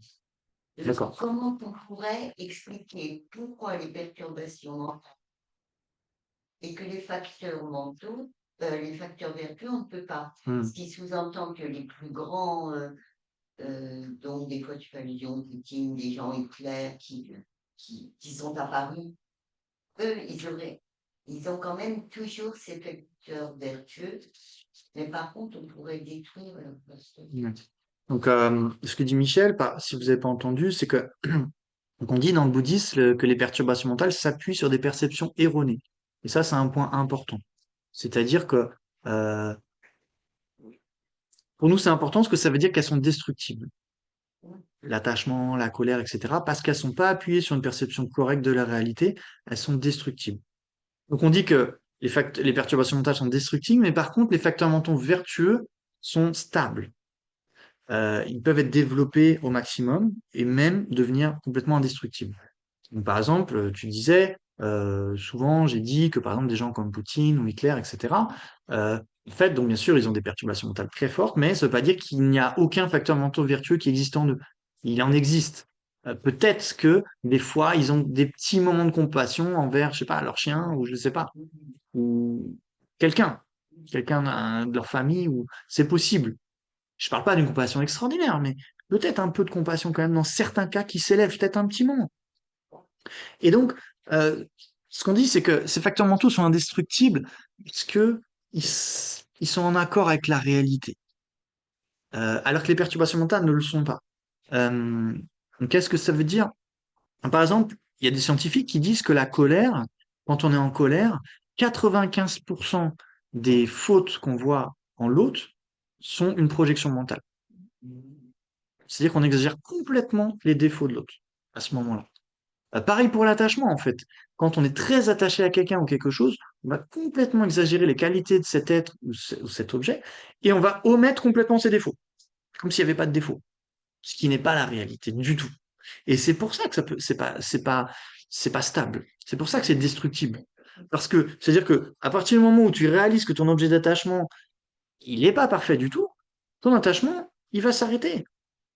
À partir du moment où tu vas réaliser que ton objet de colère, c'est pas un démon en soi, c'est pas le diable absolu, que le diable absolu n'existe pas, et qu'en fait, tout le monde a la nature de Bouddha, nous ce qu'on dirait, mais en gros, tout le monde a un potentiel vertueux en lui, alors et que cette personne agit comme ça sous l'emprise des émotions perturbatrices qu'il ne domine pas, qu'il est dominé par elle, la perception de la personne va changer et ça va engendrer la compassion. Donc, c'est-à-dire que les perturbations mentales sont pas appuyées sur une perception correcte et on est capable de comprendre les choses telles qu'elles sont. Tout le monde, même Hitler et Poutine. C'est pour ça que leur potentiel vertueux, il est indestructible parce que ce potentiel, il est toujours là. Il est toujours là. Après, est-ce que ça va se produire dans cette vie ou pas, c'est une autre question. Mais ce potentiel de comprendre la réalité telle qu'elle est, il est là. Et donc, et une fois que ça sera bien compris et ancré, les facteurs vertueux comme la compassion qui sont développés en dépendance de cette compréhension de la réalité font que ça sera irréversible et indestructible. Donc c'est quelque chose, le facteur vertueux, c'est quelque chose qu'on peut construire basé sur la sagesse et l'entraînement de l'esprit, mais c'est une construction qui est irréversible, qui va dans un sens. Vous voyez, donc c'est pour ça qu'on parle d'une voie spirituelle, un chemin. Euh, mais c'est un chemin qui doit être appuyé sur une compréhension correcte de la réalité. Parce que si ça appuie sur une compréhension correcte de la réalité, comme on l'a vu aussi par rapport au défaut de la colère, on peut le constater même au niveau physique, mais aussi au niveau de la science, maintenant, ils s'aperçoivent que les perturbations mentales, quand on est sous l'emprise des perturbations mentales, comme par exemple un attachement excessif ou la colère, etc., c'est le lobe frontal gauche, je crois, qui est complètement obstrué. Et c'est la partie du cerveau qui est activée quand on utilise la logique et le discernement. Donc, c'est-à-dire que le discernement est complètement perdu à ce moment-là. On voit plus la réalité telle qu'elle est. Et c'est un des problèmes qui se passe, euh, par exemple, quand quelqu'un est dans une addiction forte, par exemple. Il voit que ça s'est complètement obstrué, du coup, parce qu'il sait en général que ça sert à rien de faire ça, mais à ce moment-là, son discernement est complètement obstrué. Et donc, c'est pour ça que nous, on pense qu'en développant le discernement et la sagesse de manière correcte, alors ça va définitivement diminuer les perturbations mentales. Et ces facteurs vertueux correspondraient euh, à l'expression qu'on emploie quand on dit qu'on est tous, on a tous un peu du Bouddha, enfin, La un nature de Bouddha. potentiel de Bouddha en Oui, nous. oui, Est-ce que c'est facteur vertueux? Et c'est en partie ça qui le oui. Bah, déclenche, quand on je dit qu'on a la crois. nature de Bouddha, ça veut dire que on a ce potentiel de développement des qualités qui est indestructible. Ce potentiel est indestructible. Par contre, les perturbations mentales sont destructibles. Donc, par exemple, si as de l'eau claire, euh, et que tout d'un coup, elle est polluée par quelque chose qu'on met dedans, cette pollution peut être éliminée de l'eau parce que ça fait pas partie de sa nature. Donc, on dit que la nature de l'eau n'est pas polluée. Elle est pure par nature. Mais temporairement, dû à des conditions, elle est polluée, mais cette pollution peut être éliminée. Donc notre esprit, c'est pareil, parce que les perturbations mentales sont temporairement polluées à cause de la confusion. Euh, ok, on souffre, mais ça peut être éliminé, et donc la nature de notre esprit n'est pas polluée, elle est pure. Et c'est ça qu'on appelle, nous, dans notre jargon, nature de Bouddha. Mais en gros, ça veut dire que notre nature est pure, par nature. Et on a le potentiel de développement des vertus. Euh, Donc voilà, donc tout ça pour dire que du point de vue bouddhiste, on peut sortir de la souffrance grâce à la pratique de méditation et aussi à la pratique quotidienne. Donc il y a ce qu'on fait sur le coussin, mais aussi en dehors du coussin qui est important. Il faut essayer de connecter ensuite ce qu'on a compris, ce qu'on a médité, il faut essayer de connecter à notre vie quotidienne. C'est aussi très important parce qu'en fait, la grande majorité de notre temps est pas en méditation. Donc, si on pense qu'on veut être vertueux que dans la méditation, c'est-à-dire que ça va pas avoir un impact énorme sur notre vie en réalité. Ça va être très limité. Mais ça veut pas dire que la méditation n'est pas importante, parce que la méditation, en fait, c'est plus facile en méditation, parce que on n'est pas confronté immédiatement à la situation, donc on a un peu plus de recul. Et du coup, ça nous aide à regarder un petit peu plus ce qui se passe en nous aussi quand on fait des temps de retraite, etc. Et d'amener plus de sagesse et aussi de nous habituer à des nouvelles méthodes de pensée pour générer certaines émotions, etc. Ce qui fait qu'au quotidien, bah, on pourra essayer de continuer à s'entraîner à ça. Donc la méditation, c'est plus comme un entraînement et la vie quotidienne, c'est vraiment là qu'il faut essayer d'amener cet entraînement. Mais c'est plus difficile dans la vie quotidienne qu'en méditation. C'est normal. C'est normal. Tout le monde. parce qu'on est pris par tout un tas d'événements et voilà. Mais ça veut pas dire qu'au fur et à mesure, on peut pas essayer de s'habituer. Donc, quel type de méditation, par exemple, on peut faire? Donc, par exemple, une méditation qu'on peut tous faire, c'est sur l'impermanence. L'impermanence est très puissant pour diminuer notre attachement. Donc, par exemple, on peut observer notre corps, euh, nos sensations, aussi on peut observer tous les éléments de notre corps. Par exemple, pendant la respiration, de voir tous les mouvements qui se passent dans notre corps en respiration, de voir comment l'air rentre et sort, etc. Et ça peut nous aider à comprendre l'impermanence du corps. Parce que, vous voyez, donc, il y a, donc, méditation en un point, ce serait juste d'observer la respiration. Donc ça, c'est une première étape qu'on peut faire. Mais ensuite, ce qu'on peut faire, c'est observer, d'amener de la sagesse. Ça veut dire que à chaque instant, ma vie dépend de cette respiration. Je dépends de cet air qui rentre et qui sort. Et le fait que cet air rentre et qui sort dépend de tous ces mouvements que je peux noter dans mon corps, qui sont continus. Donc ça prouve que je suis impermanent. Je change d'instant en instant. Parce que si j'étais pas impermanent, j'aurais pas besoin de respirer à chaque fois. Je respirerais une fois et ça serait bon, ça serait fait. Si j'arrête de respirer, qu'est-ce qui va se passer? Mon corps, il va se dégrader très rapidement. Donc ça prouve que mon corps est impermanent. De la même manière, tous les phénomènes extérieurs sont impermanents. Tous les gens sont impermanents. Donc comprendre, euh, d'observer comme ça, d'amener votre sagesse, euh, comprendre l'impermanence des éléments, du monde, de vous-même, etc. Cette impermanence, ça va diminuer l'attachement parce que derrière l'attachement, comme on disait, il y a des conceptions fausses. Et une des conceptions fausses, c'est de croire que les choses changent pas continuellement. Donc, par exemple, on est très attaché à notre corps. Du coup, quand on change, quand on vieillit, quand on commence à avoir, euh, par exemple, j'ai des boutons de vieillesse. Ouais, j'ai des boutons de vieillesse, j'étais étonné. J'étais en train de faire ma retraite et puis il y avait Docteur Gouzen, je lui dis tiens, j'ai un truc là, qu'est-ce que c'est? Il me dit ah c'est un bouton de vieillesse. Je dis ah ouais, j'en connais pas quoi. J'étais choqué un peu quand même. Ça c'est parce que j'ai pas assez médité sur la permanence, sinon j'aurais pas dû être choqué. Mais bon, le fait d'avoir ces outils m'a aidé à l'accepter plus facilement, on va dire. Enfin, ce que je veux dire, c'est que si on intègre l'impermanence, tous ces changements dans notre corps seront moins douloureux parce que on les aura déjà anticipés, acceptés. On comprend que c'est une réalité qui est plus universelle que nous-mêmes. C'est une réalité universelle. Ça sert à rien de vouloir empêcher une réalité universelle. Ça n'a aucun sens.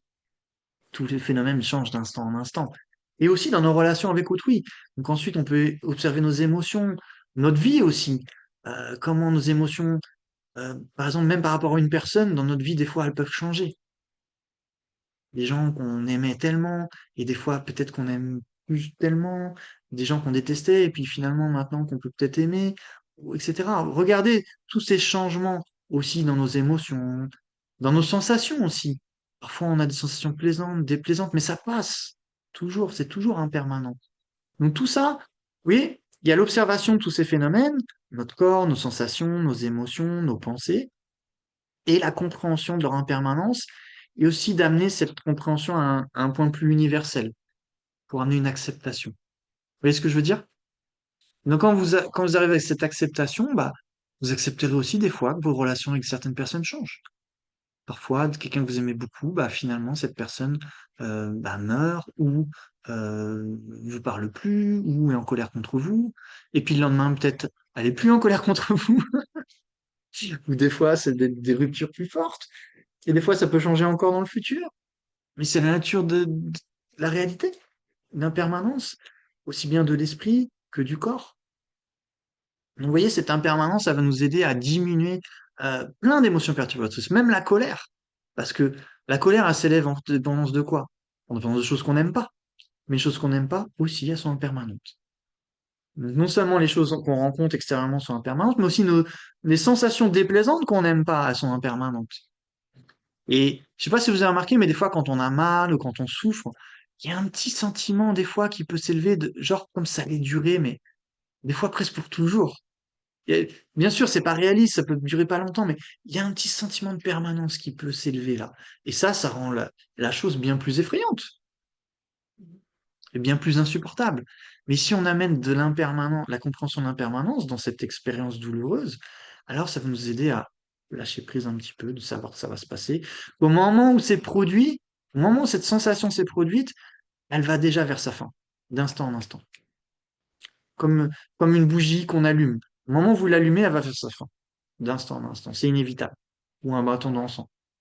Pareil pour cette sensation, pareil pour cette émotion, pareil pour cette relation, pareil pour mes possessions aussi. Vous achetez une nouvelle voiture et puis, eh ben, elle se dégrade d'instant en instant. C'est normal, votre maison, etc., etc., etc. Et donc, vous voyez, d'amener cette sagesse de l'impermanence dans notre vie à travers la méditation et aussi au quotidien. Après, en post-méditation, on peut utiliser cette compréhension dans tout ce qu'on voit. Par exemple, s'il y a une rivière, par exemple, il y a le quai de Valmy, vous regardez cette rivière qui coule et ça vous est d'amener cette sagesse de la nature d'impermanence des phénomènes. Parce que c'est plus facile de voir que c'est impermanent. C'est jamais la même eau qui coule. Elle change d'instant en instant, etc. Les arbres, les saisons qui changent, etc. Tout ça, ça vous rappelle la réalité de l'impermanence. Mais en même temps, l'impermanence ne veut pas dire une cessation totale de tout. On voit bien que il y a des cycles, mais il y a un changement continu des choses. Et donc l'impermanence, c'est un outil qui est très important en termes de sagesse, en termes de compréhension, qu'on peut amener dans notre vie pour aider à pacifier ces émotions, parce que ces émotions sont basées sur plein de couches de perceptions fausses, mais une de ces perceptions fausses, c'est la... On sait que les choses sont pas permanentes, mais intérieurement, on le vit comme si elles l'étaient un peu quand même. C'est un truc un peu instinctif. C'est une perception instinctive de saisir un peu une forme de permanence dans les choses. Et c'est pour ça qu'on est choqué quand il y a des grands changements dans notre vie des fois. C'est parce qu'il y a cette saisie, c'est le signe qu'il y a cette saisie. Mais on peut travailler dessus. Et la méditation, elle a pour but de nous y amener à travailler, vous voyez, pas qu'au niveau intellectuel, mais à un niveau plus profond dans nos ressentis aussi. Donc, vous développez un peu de concentration en un point, et après vous amenez cette sagesse qui va essayer d'aller plus profondément observer votre vie, vos émotions, et travailler dessus en amenant la sagesse. Vous voyez. Donc, observez votre esprit, voilà, vos émotions, vos sensations, votre vie. Comme ça devient réel, ça devient concret. À partir du moment où ça part d'une observation de votre expérience, de votre vie, c'est pas forcément l'expérience immédiate, ça peut aussi d'analyser des choses qui sont passées dans votre passé.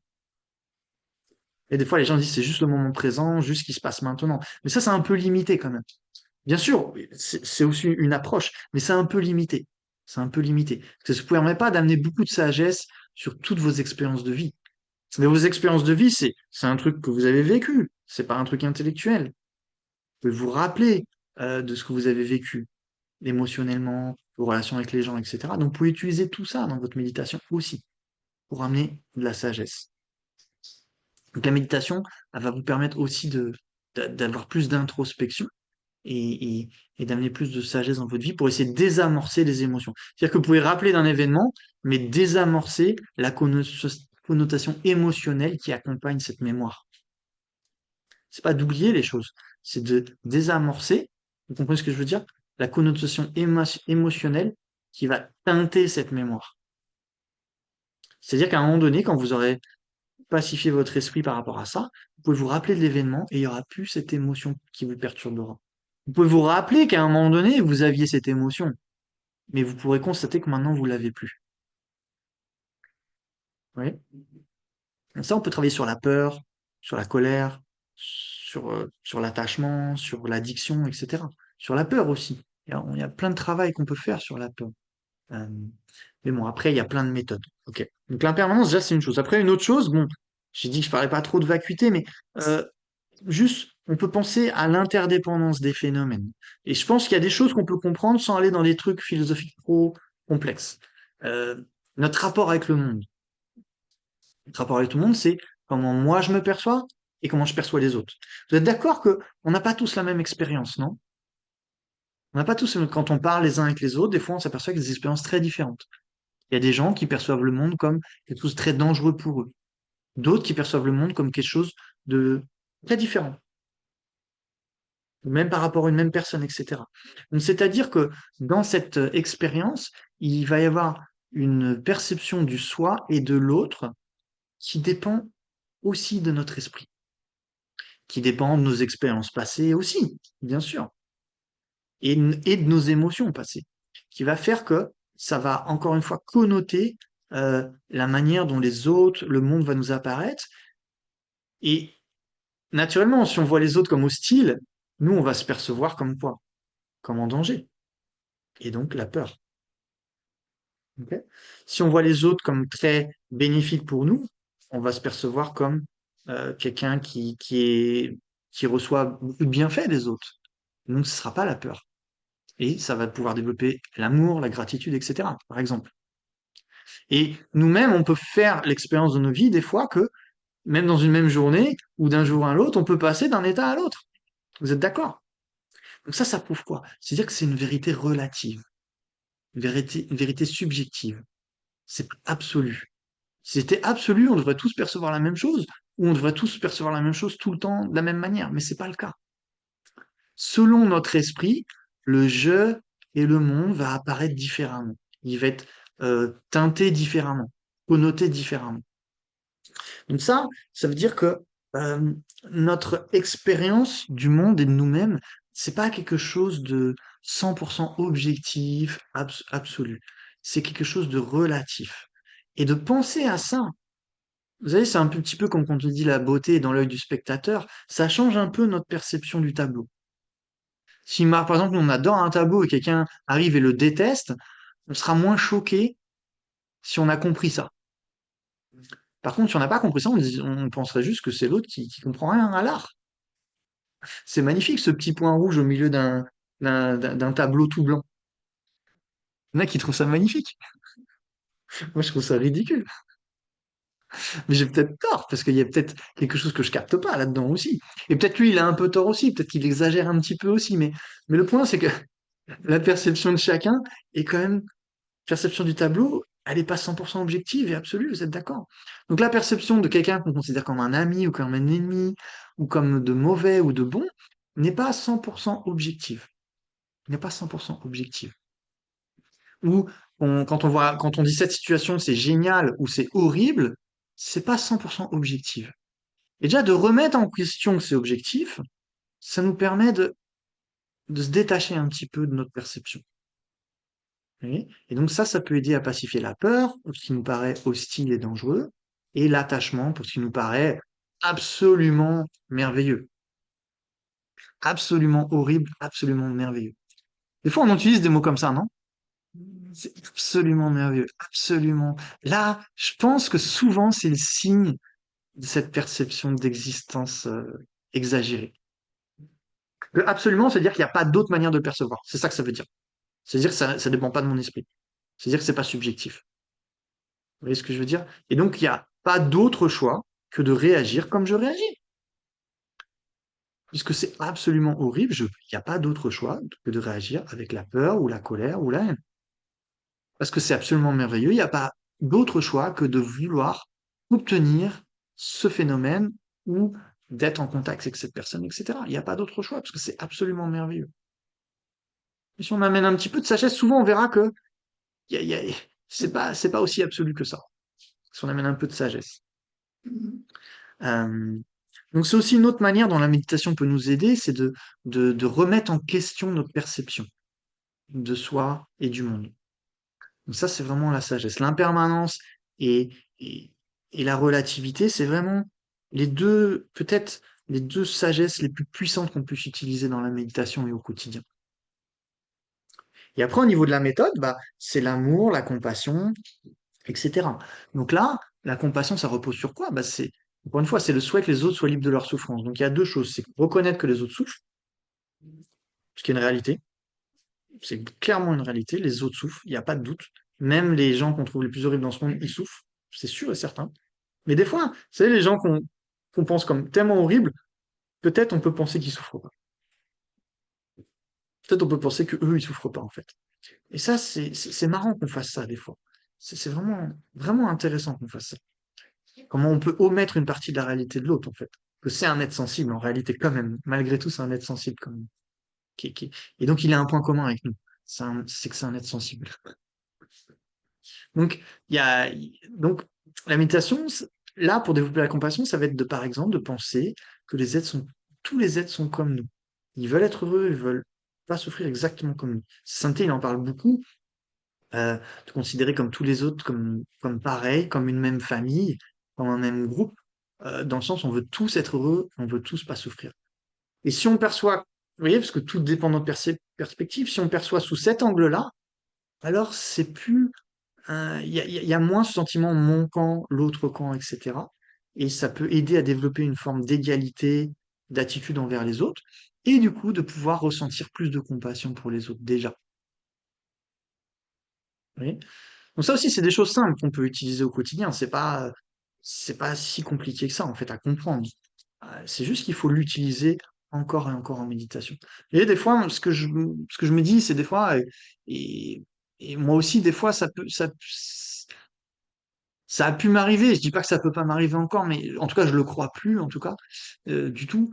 Mais ça a pu m'arriver. J'ai souvent entendu des gens qui ont le sentiment, vous savez, des fois, ils sont dans le bouddhisme depuis longtemps, ils se disent, ouais, mais finalement, bon, est-ce que ça marche si bien que ça, etc. Mais en fait, le point, c'est que est-ce qu'on a utilisé ces méthodes suffisamment ou pas? Combien de temps on passe à utiliser ces méthodes au quotidien? Parce que si on utilisait ces méthodes au quotidien régulièrement, alors là, on pourra dire en effet, au bout d'un moment, oui, est-ce que ça marche ou pas? Mais si on les utilise pas vraiment, qu'on les laisse juste à un niveau intellectuel, en effet, et que ça marche pas, alors oui, bien sûr, on pourra dire ça marche pas. Enfin, c'est pas que ça marche pas, c'est on n'a pas fait ce qu'il fallait. Et c'est pas forcément si compliqué que ça, des fois, en fait, au final. C'est juste qu'il faut le faire. Il faut le faire et on verra que ça marche. Dans notre ressenti, on verra que ça peut marcher. Il faut persévérer.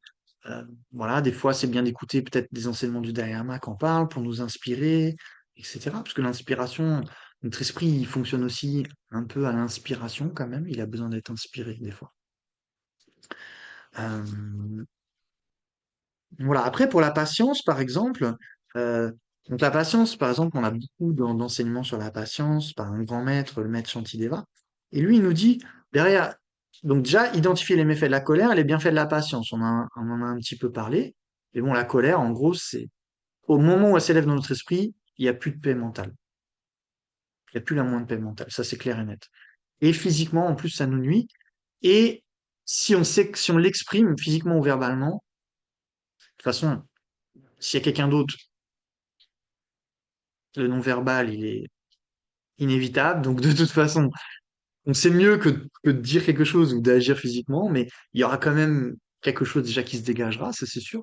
Mais encore pire, si on l'exprime verbalement et tout ça, là, c'est sûr, ça va faire de la souffrance aux autres. Et le résultat, c'est que aussi, bah, ça va nous créer un environnement plus hostile, d'ennemis, etc. Donc ça, c'est des choses qu'on peut constater. Euh, et donc déjà, encore une fois, pour pacifier la colère, c'est déjà comprendre les méfaits de la colère et les bienfaits de la patience. Un esprit patience, c'est quoi hein la patience? C'est un esprit qui reste non perturbé face aux difficultés. C'est pas juste quelqu'un qui dit rien et qui à l'intérieur, vous savez, des fois on dit rien, puis on dit bon là c'était la goutte d'eau, j'ai explosé. Mais ça, c'est qu'on n'avait pas pratiqué la patience. On avait pratiqué l'éthique, c'est-à-dire s'abstenir de dire des mots blessants. C'est déjà bien, attention. Mais le problème, c'est qu'on n'a pas vraiment géré cette colère. Et du coup, elle s'accumule, et puis au bout d'un moment, bah, ça devient insupportable, et donc on est obligé de l'exprimer. Et là, ça peut exprimer encore 10 fois plus fort, ce qui est pas top. Mais bon, on a quand même essayé déjà de pratiquer l'éthique. C'est déjà mieux que rien, que quelqu'un qui l'exprimerait à tout bout de champ sans se contrôler. Donc là, comment on va agir sur la colère? Il dit, il faut aller agir sur les causes de la colère. C'est quoi la cause de la colère? Donc il dit, né de la frustration quand quelqu'un fait quelque chose que je ne souhaite pas ou m'empêche d'obtenir ce que je souhaite, la colère tout d'abord s'accroît, puis a raison de moi. Donc c'est né toujours de quelque chose qui nous déplaît en gros. On se met pas en colère quand on nous offre un cadeau qu'on adore, notre gâteau préféré en général. On se met en colère quand il y a un truc qui nous plaît pas. Soit parce que quelqu'un nous empêche d'obtenir ce qu'on veut, ou fait quelque chose qu'on veut pas. En gros, c'est assez simple en fait, hein. Donc là, notre esprit, il est pas content, et ce mécontentement, si on n'y fait pas, si on ne prend pas garde, va produire la colère. Ok. Donc il dit, on doit priver l'ennemi de notre ennemi de sa nourriture. L'ennemi, c'est pas l'ennemi extérieur, c'est la colère. Donc l'esprit mécontent, et frustré. Donc il dit, en toute circonstance, je dois garder l'esprit en joie. Parce que sans joie, je n'accomplirai pas ce que je souhaite et mes vertus dégénèrent. Euh, donc ça peut paraître facile à dire, ça, d'être tout le temps en joie, même quand on nous insulte, c'est pas facile quand même. Euh, Cependant, c'est ça qu'on doit essayer de faire. C'est ça qu'il nous conseille. Et pour ça, il nous donne un verset qui est simple, qu'on peut méditer et donc on peut se rappeler au quotidien le plus souvent possible. Et c'est ça aussi, c'est comme ça que ça va nous aider. C'est s'il y a une solution, à quoi bon être malheureux? S'il n'y a pas de solution, à quoi bon être malheureux? C'est assez simple, mais en fait, c'est très efficace. Très, très efficace. Si vous rencontrez un problème particulier, tout ça, si vous trouvez ça insupportable, à un moment donné, vous pouvez vous poser et dire, OK, donc, si je laisse le mécontentement, la colère va s'accroître et va me provoquer plein de souffrances. C'est pas ce que je veux. C'est pas ce que je veux. Déjà, il faut partir de là quand même. Parce que sinon, l'esprit, il va pas même forcément vouloir se débarrasser de la colère. Il va être trop focalisé sur, de toute façon, le problème, c'est l'autre. Il faut que je règle ça. Non, déjà, réalise que là, que tu ressens en toi, c'est un problème. Peut-être plus grand que l'autre, en fait. En fait, non. C'est pour sûr, c'est un problème bien plus grand que l'autre. C'est ton vrai problème. C'est ce que tu ressens là à ce moment-là. Ton émotion actuelle. C'est ça qui te fait le plus souffrir. Parce que rappelez-vous, ce qui nous fait le plus souffrir, c'est le mental, plus que le physique. Et ça dépend de nos émotions. Donc, réaliser que la colère et cette sensation désagréable, etc., de tristesse ou de mécontentement, c'est ça mon problème maintenant. Le problème premier que je dois régler, c'est celui-là. Donc, comment je dois faire ça? Et donc, je dois priver mon ennemi, la colère, de sa nourriture, le mécontentement, donc je dois essayer de garder mon esprit en joie. Mais comment je peux faire ça? Ok, est-ce qu'il y a une solution à ce problème? Si. Bon, des fois, vous allez dire, mais je sais pas s'il y a une solution. Eh bien, si vous savez pas, ça sert à rien d'être malheureux non plus. Donc, s'il y a une solution, là, ça sert à rien que je sois dans cet état. Ça sert à rien. Ça va pas aider à résoudre mon problème. S'il y a, s'il y a une solution, bah, je vais agir, mais ça sert à rien d'être malheureux. S'il n'y a pas de solution, bah, de toute façon, il n'y a rien à faire, donc ça sert à rien d'être malheureux. J'accepte, et voilà. Et là, vous essayez de faire en sorte que cette émotion s'apaise, se désamorce. Et là, vous aurez travaillé vraiment sur votre colère. Et plus vous ferez ça, plus vous travaillerez sur votre colère. Oui, ça, c'est aussi quelque chose d'accessible, hein. C'est pas inaccessible. Mais c'est quelque chose qu'il faut faire. Mais oui, des fois, la méditation, le problème, c'est que, enfin, il y a un côté très bien au fait que la méditation a été très répandue dans le monde. C'est très bien. C'est très positif parce que ça donne accès à des outils aux gens dans leur quotidien, un certain bien-être des fois. Et donc, c'est super. Franchement, c'est super. Je me rappelle un jour, il y avait des étudiants qui étaient venus me voir au monastère. Il m'a fait écouter un truc petit bambou. Il m'a dit, qu'est-ce que t'en penses? Je dis, bah ouais, c'est bien. Franchement, c'est bien. Je pense que ça peut aider des gens et tout. C'est chouette. Il s'attendait à ce que je critique le truc, je pense, mais je dis, non, je trouve ça bien parce que pour certaines personnes, c'est chouette. Moi, par exemple, je serais content que ma mère, ou quelqu'un de ma famille qui est pas du tout bouddhiste, elle ait ça, bah, je serais content pour elle. Mais cependant, maintenant, si vous vous intéressez un peu plus à la méditation, faut pas réduire la méditation à des choses non plus, qui sont juste la pleine conscience, etc. C'est aussi utiliser votre pensée de manière constructive. Vous voyez? Qui va vous permettre d'amener plus de sagesse dans votre esprit, dans vos émotions, etc. Ça, c'est aussi, ça fait partie de la méditation. La méditation, c'est pas juste arrêter de penser. C'est pas vrai du tout. Ce sainteté, il dit non, c'est pas ça. Et c'est pas le plus important d'ailleurs. C'est apprendre à penser correctement. Mais d'une manière expérimentale, pas d'une manière intellectuelle. Ok. Euh, et donc, alors attends, parce qu'il y a Roger qui intervient. Alors,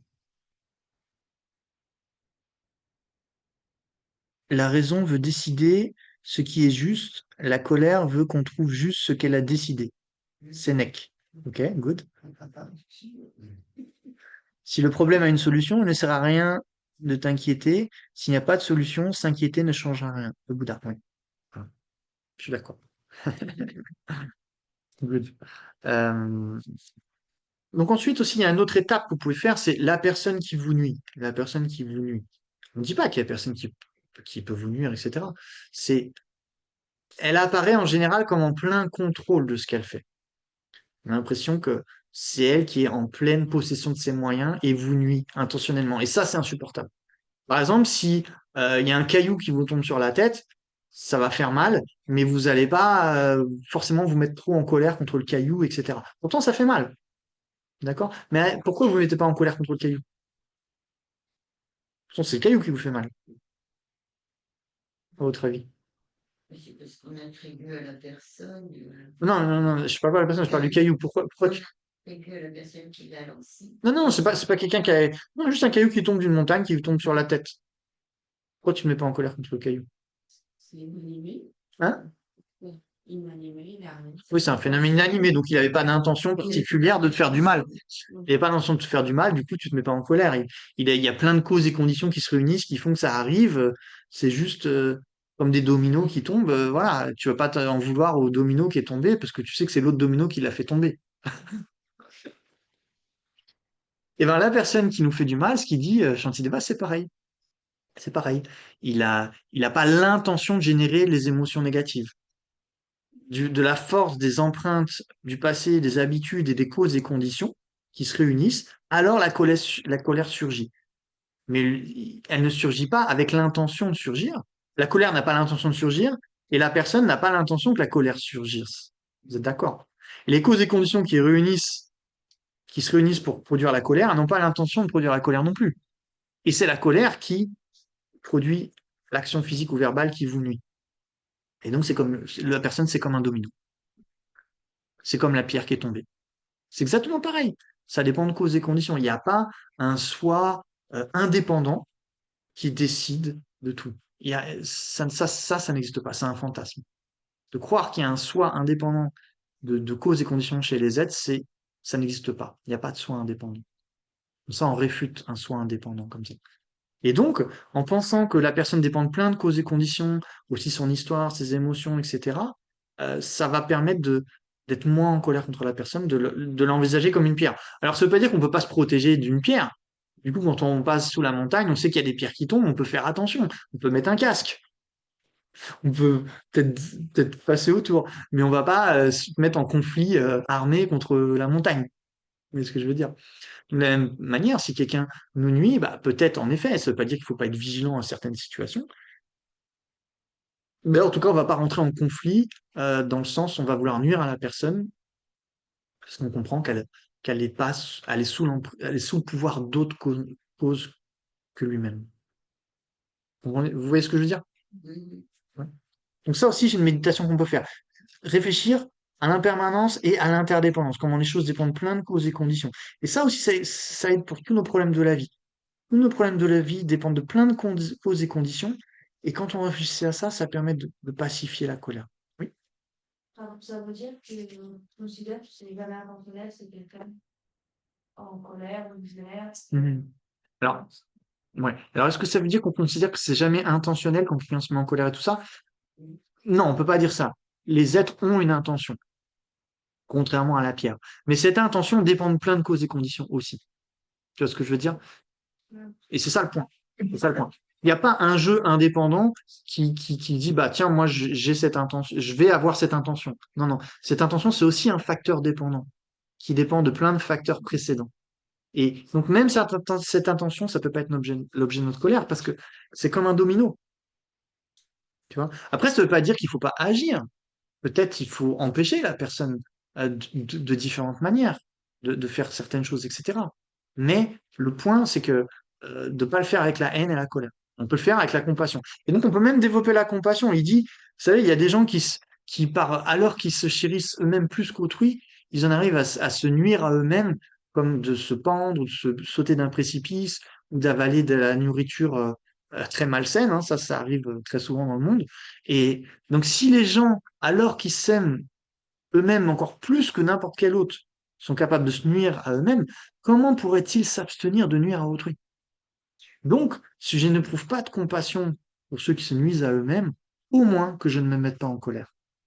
Donc ça aussi, c'est une mode de pensée qui nous donne. En fait, c'est ça, ces enseignements, ils nous donnent des modes de pensée qu'il faut qu'on utilise dans notre méditation, dans notre quotidien, pour dépasser, en fait, pour contrer d'autres modes de pensée qu'on a, qui sont assez innés, en fait, mais qui sont pas corrects. Vous voyez, la raison, là, elle est correcte quand même.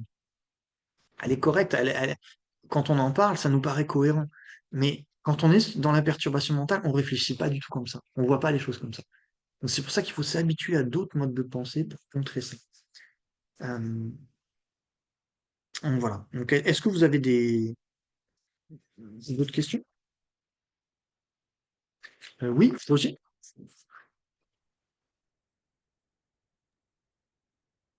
Oui, tout à l'heure, j'ai bien aimé l'exemple que tu as donné là, concernant le joueur de foot là, qui se casse une jambe et puis qui se plie en deux et qui souffre véritablement et puis qui finalement, grâce à la victoire, il ressent pratiquement plus la douleur de sa jambe tellement son émotion est grande d'avoir gagné.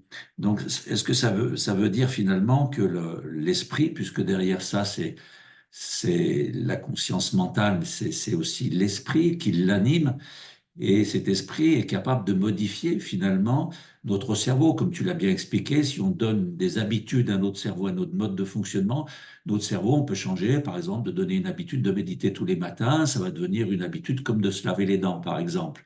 Donc, on modifie les circuits neuronaux. Alors, ça sera peut-être vu aussi cet après-midi, mais est-ce que ça veut dire que par là, finalement, tout ce qui est souffrance, à un certain moment, à un moment donné, est-ce qu'on n'arrive pas à, finalement, est-ce qu'on peut dire que c'est l'esprit lui-même qui souffre en permanence et non pas et non plus le corps quand on a atteint un certain niveau, justement, de, de méditation, enfin de paix de l'esprit, etc.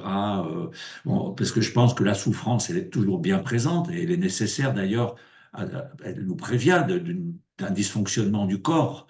Elle sert à ça, donc la souffrance en elle-même sera toujours présente, mais notre relation à la souffrance sera peut-être complètement mis de côté à partir du moment où justement on aura réalisé cette approche spirituelle qu'on a avec notre conscience, notre esprit. Ouais, non, tout à fait, hein. Tout à fait, je pense que c'est juste, quoi. C'est-à-dire qu'on peut modifier complètement notre rapport avec la souffrance. En retour, ça peut influencer aussi notre corps, hein, aussi nos sensations physiques. Maintenant, j'irai pas jusqu'à dire, et ça, c'est ce que tu as dit à la fin, donc je suis d'accord avec toi, mais j'irai pas jusqu'à dire qu'on peut éliminer complètement la souffrance physique juste avec le mental. J'irai pas jusque-là. Mais on peut changer notre rapport avec, et aussi, on peut la vivre, avec beaucoup moins de difficultés quand même.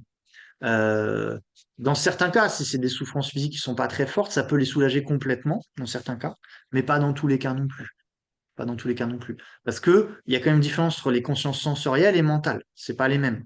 Donc on peut avoir une souffrance euh, au niveau sensoriel et en même temps être heureux au niveau mental. Mais le point, c'est qu'aussi, il y a un autre facteur, il y a autre chose qui se passe dans notre esprit, c'est que on peut avoir des fois des consciences inattentives. Par exemple, imaginons, tu vois un ado qui est en train de jouer aux jeux vidéo, tu vois, et qui est à fond sur le jeu vidéo, et quelqu'un qui lui parle, il l'entend pas du tout. T'es d'accord? Donc, c'est-à-dire que c'est pas que le son ne parvient pas à son oreille. Il y a quelque chose qui apparaît dans sa conscience auditive, mais il y prête pas du tout attention parce que son attention est complètement sur le jeu vidéo, complètement focalisée. Donc, en fait, je pense, par contre, ce qui peut se passer, c'est que, à un moment donné, notre attention, tu peux avoir une sensation comme ce footballeur, la sensation physique, due à sa jambe. Là, à ce moment-là, son attention est pas du tout portée vers ça. Elle est complètement sous la victoire, donc il a une joie très forte qui a, qui envahit son attention à 100% ou à 95%, et du coup, il reste plus beaucoup d'attention par rapport à cette souffrance physique. Tu vois ce que je veux dire? Parce qu'après, quand ça va redescendre, à un moment donné, la souffrance physique, elle va sûrement venir quand même, tu vois. Et si la jambe elle est cassée, s'il n'a pas des antidouleurs, il aura mal. Voilà, c'est pas possible autrement.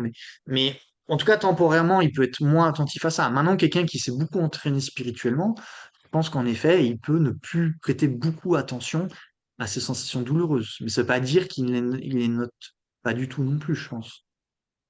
La seule, peut-être la seule souffrance qu'on peut éliminer totalement, ce serait plutôt la souffrance mentale qui, elle, Tout à fait.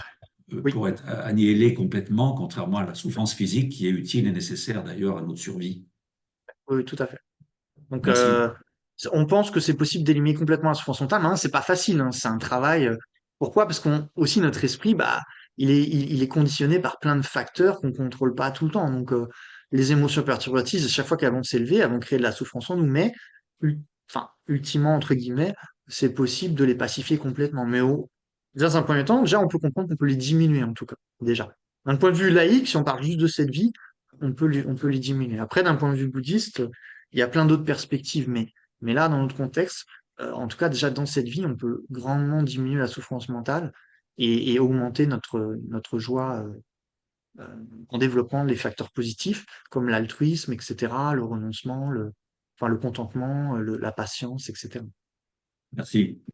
Et là, par contre, là, donc contrairement à notre exemple au début des graines, du gâteau à la fraise, qui est pas une vraie cause de bonheur, parce que plus on en mange, bah, c'est pas qu'on va avoir plus de sensations plaisantes. Par contre, plus on va entraîner notre mental à la patience, à la compassion, à l'altruisme, à la sagesse, et là, plus on sera heureux. Ça, c'est sûr à 100%. Ça veut dire que c'est une vraie cause de bonheur. Donc là, on a une vraie cause du bonheur qui vient de l'intérieur et non pas de l'extérieur. Donc ça aussi, ça aide à se détacher aussi, à comprendre ça. À se détacher, parce que pourquoi on est attaché? Parce qu'on attribue trop de pouvoir aux choses extérieures. Mais quand on comprend que ce pouvoir, en fait, ils l'ont pas, et qu'en fait, ce pouvoir, par contre, il vient des facteurs positifs. Donc c'est pas non plus, vous savez, des fois, on utilise le mot renoncement dans le bouddhisme, des fois, ça peut sonner genre, ah, ok, plus de bonheur du tout, plus rien, j'ai plus le droit d'être heureux. Voilà, en fait, plus je serai malheureux, plus je serai un bon pratiquant. Non, c'est pas ça. C'est renoncer, en fait, à quelque chose qu'on croit être du bonheur, mais qui ne l'est pas vraiment, pour se consacrer à quelque chose qui est vraiment du bonheur. Donc c'est pas, vous voyez, faut pas l'interpréter mal, ce point-là. Vous voyez, par exemple, vous voyez sa santé, il a pas l'air déprimé ou triste, hein. Il est toujours joyeux, il est toujours pareil, la Maïeché, la Mazopa, c'était des êtres, voilà, enfin, ils apportaient de la joie à tous ceux qui les entouraient, ils étaient, voilà, ils étaient toujours joyeux. Mais ça vient des facteurs positifs. Ça vient des facteurs positifs qu'ils ont intégrés très en profondeur. Donc, ils ont déjà beaucoup d'altruisme et énormément de sagesse. Ils ont une capacité de maîtriser leur esprit qui fait que eux, ils vont toujours vers les facteurs vertueux. Donc, il n'y a pas de, en fait, ils sont naturellement heureux, quoi. C'est pas qu'ils disent il faut que je sois heureux. Non, ils sont naturellement heureux parce que ils maîtrisent leur esprit, en fait. C'est pas, donc l'idée aussi, c'est pas il faut être heureux, il faut être heureux, il faut être heureux, il faut être joyeux, tout ça. C'est pas ça. Il faut transformer son esprit. En transformant notre esprit, alors on sera graduellement plus heureux, plus joyeux. J'aime ça. Tu m'as cité là sur la fin des pratiques méditatives contre certains phénomènes, la colère, le racisme. Est-ce qu'il en existe une? C'est une souffrance, des fois, on entend moins parler de gens qui sont extrêmement timides, qui manquent de confiance en eux, Mhm. qui se rabaissent continuellement, puisque quelquefois être sous la dépendance d'un groupe parce qu'ils sont incapables Ouais. de... Est-ce qu'il y a un antidote à ça, Mhm. à cette souffrance Mhm. qui est peu verbalisée finalement? Mhm. Donc, est-ce qu'il y a un antidote à un autre type de souffrance dont on n'a pas parlé? Donc, par exemple, des gens qui sont timides, qui manquent de confiance en eux et du coup, qui peuvent être dépendants d'un groupe des fois, c'est ça? Voilà, Etc. Donc oui, il y a des antidotes au manque de confiance en soi, clairement. ça Euh, serait donc là, mais le point, c'est que pour nous, ce qui compte, c'est il y a une différence entre orgueil et confiance en soi. C'est pas la même chose. bien. Donc on veut pas contrer la timidité et le manque de confiance en soi par l'orgueil. On veut pas faire ça. À la limite, vaut mieux être timide que super orgueilleux. Mais par contre, on veut le contrer par par la confiance en soi. Et quel type de confiance en soi dont on parle ici, encore une fois? C'est pas que je suis capable de faire des claquettes Oui, que je sais jouer de la guitare super, etc. Bien sûr, ça peut aider, mais c'est pas vraiment, en tout cas, sous cet angle qu'on va aborder les choses. Même si peut-être temporairement, ça peut aider certaines personnes aussi. Donc je néglige pas que c'est pas important. Des fois, il y a des gens, ça va leur faire du bien de faire des choses comme ça. Et aussi, ça peut être un moyen d'aider les autres. Mais c'est de comprendre que on a un potentiel positif en nous, que on fait pas un avec nos négativités. Tu vois ce que je veux dire? Que on n'est pas en soi une personne nulle ou quelque chose comme ça. Donc encore une fois, c'est la perspective de nous-mêmes et d'autrui. En fait, on a un potentiel de compassion, de sagesse, etc. Comme tout le monde. Exactement comme tout le monde. On est tous pareils. On a tous le même potentiel. Et donc, plus tu vas réaliser ça, plus tu vas réaliser qu'en fait, tu as un potentiel. Et donc, quand tu as un potentiel, bah, ça te donne confiance en toi. Parce que tu dis, bah, ok, alors je suis capable d'utiliser ma vie à bon escient, d'être bénéfique aux autres, etc. Et donc, ok, ça donne du courage. Et donc, bah là, à ce moment-là, il y a moins de raisons d'être timide et moins de raisons de tout ça, tu vois. Oui, je disais, est-ce qu'éventuellement le travail qu'on fait des fois sur l'équanimité, l'égalisation, ça peut aussi aider? Oui, oui, oui, le travail sur l'équanimité, l'égalisation peut aider parce que là, on comprend qu'on est tous pareils dans notre désir d'être heureux, de ne pas souffrir. On est les mêmes types d'êtres aussi. C'est pareil. On veut tous être heureux, on veut pas souffrir. On a tous le même potentiel. Oui, j'ai des défauts, mais tout le monde a des défauts. Et les défauts sont basés sur la confusion, etc. Aussi l'égoïsme, mais c'est pareil pour tout le monde. Ok, j'ai de l'égoïsme, mais les autres aussi. J'ai de l'égoïsme, mais j'ai aussi de l'altruisme en moi. J'ai les deux. Et je suis pas tout blanc, tout noir. Et donc maintenant, ce qui compte, c'est d'accroître les facteurs positifs et de faire décroître les facteurs négatifs. C'est ça la voie intérieure. C'est ça le but de la méditation. Et c'est ça le but de la pratique. Et ça, c'est vrai aussi bien pour moi que pour tous les êtres de ce monde. Et aussi, bon, bah, si en termes de gens qui font des bêtises dans ce monde, je suis peut-être pas le pire non plus, quoi. Tu vois ce que je veux dire? Il y a quand même pas mal de choses dans le monde. Donc oui, ça fait aussi partie de la nature humaine d'avoir des perturbations mentales. Mais, euh, mais comme tout le monde, ben, j'ai le potentiel de les surmonter, donc faut pas que je me décourage, il faut que je travaille. Ce qui compte, c'est pas là où j'en suis, c'est dans quelle direction je vais. Tu vois ce que je veux dire? On peut pas choisir là où on en est. On peut pas choisir. Oui, il y en a qui ont peut-être plus de facilité à la compassion, d'autres plus de facilité à la sagesse, d'autres qui sont plus colériques, d'autres qui sont plus dans l'attachement, etc. Donc on a tous des trucs. Mais le point, c'est finalement, ça, c'est OK. Ça sert à rien d'être stressé avec ça, encore une fois. Ça sert à rien de se rendre malheureux, il n'y a pas de solution à ça. C'est une réalité. C'est le résultat de causes et des conditions. Par contre, là, il y a une solution dans le futur parce que je peux emprunter un chemin d'amélioration intérieure, comme tout le monde. Et donc, voilà. Et donc, si tu arrives à être bien clair là-dessus, aussi, des fois aussi, c'est le peur du jugement des autres aussi. Donc, c'est pareil. Le jugement des autres, c'est limité. Le jugement des autres, vous savez, des fois, il est correct, des fois, il n'est pas correct. Donc, il faut arriver à discerner. C'est pas parce que quelqu'un nous critique que c'est vrai. Et parfois, c'est vrai et ça peut être utile. Et des fois, c'est vrai, mais ça reste méchant. Et donc, euh, qu'est-ce qui est plus blâmable finalement, d'être méchant ou d'avoir des défauts? Donc finalement, c'est pas si grave comme critique. Finalement, si la personne le fait avec méchanceté, bah franchement, triste pour elle. Et si elle le fait avec compassion, bah ok, merci, ça peut peut-être m'être utile. Ou alors, bon, ça m'est pas vraiment utile à ce moment-là, mais bon, c'est pas grave. Ça change pas ce que je suis, tu vois ce que je veux dire? Si, j'ai toujours le même défaut après une louange et j'ai toujours les mêmes qualités après une critique. Donc, je dis pas que c'est facile, là c'est facile de parler comme je parle, hein. Mais je veux dire, c'est le mode de, de, de, de pensée qui peut aider aussi à surmonter ce genre de choses, tu vois. De se détacher, en fait, c'est du regard des autres, tu vois. Parce que dans le monde confiance en soi et tout, il y a aussi beaucoup de ça, des fois. C'est se détacher du regard des autres, quand même. Mon bonheur, il dépend pas du regard des autres, ça c'est pas vrai. Je peux croire ça, mais c'est juste faux, en fait. Parce que sinon, dans ces cas-là, de toute façon, même le Dalai Lama, il y a des gens qui le critiquent, qui disent du mal de lui, même le Bouddha. Donc, il y aura toujours des gens pour nous critiquer, pour nous rabaisser, tout ça, mais il y aura aussi des gens qui nous loueront, qui seront gentils. Mais le point, c'est, au final, c'est pas si important. Tu sais ce que je veux dire? C'est de se détacher de ce qu'on appelle les huit dharmas mondains, un peu, tu vois. Donc, voilà. Mais c'est pas facile, hein, mais c'est possible. C'est un chemin, en fait. La méditation, c'est encore une fois, c'est se familiariser. Donc, pour conclure, méditer, c'est se familiariser avec quelque chose. Donc, quand on entend familiarisation, ça veut dire qu'il faut quand même un peu de temps et de répétition. C'est pas un truc instantané. Ok. Euh, donc, c'est un entraînement mental qui est basé sur la compréhension de ce qui est bénéfique et ce qui ne l'est pas. Et ça nous amène à graduellement changer notre perspective de nous-mêmes, d'autrui, et à développer des émotions positives et à diminuer les émotions négatives. C'est ça, euh, euh, le but.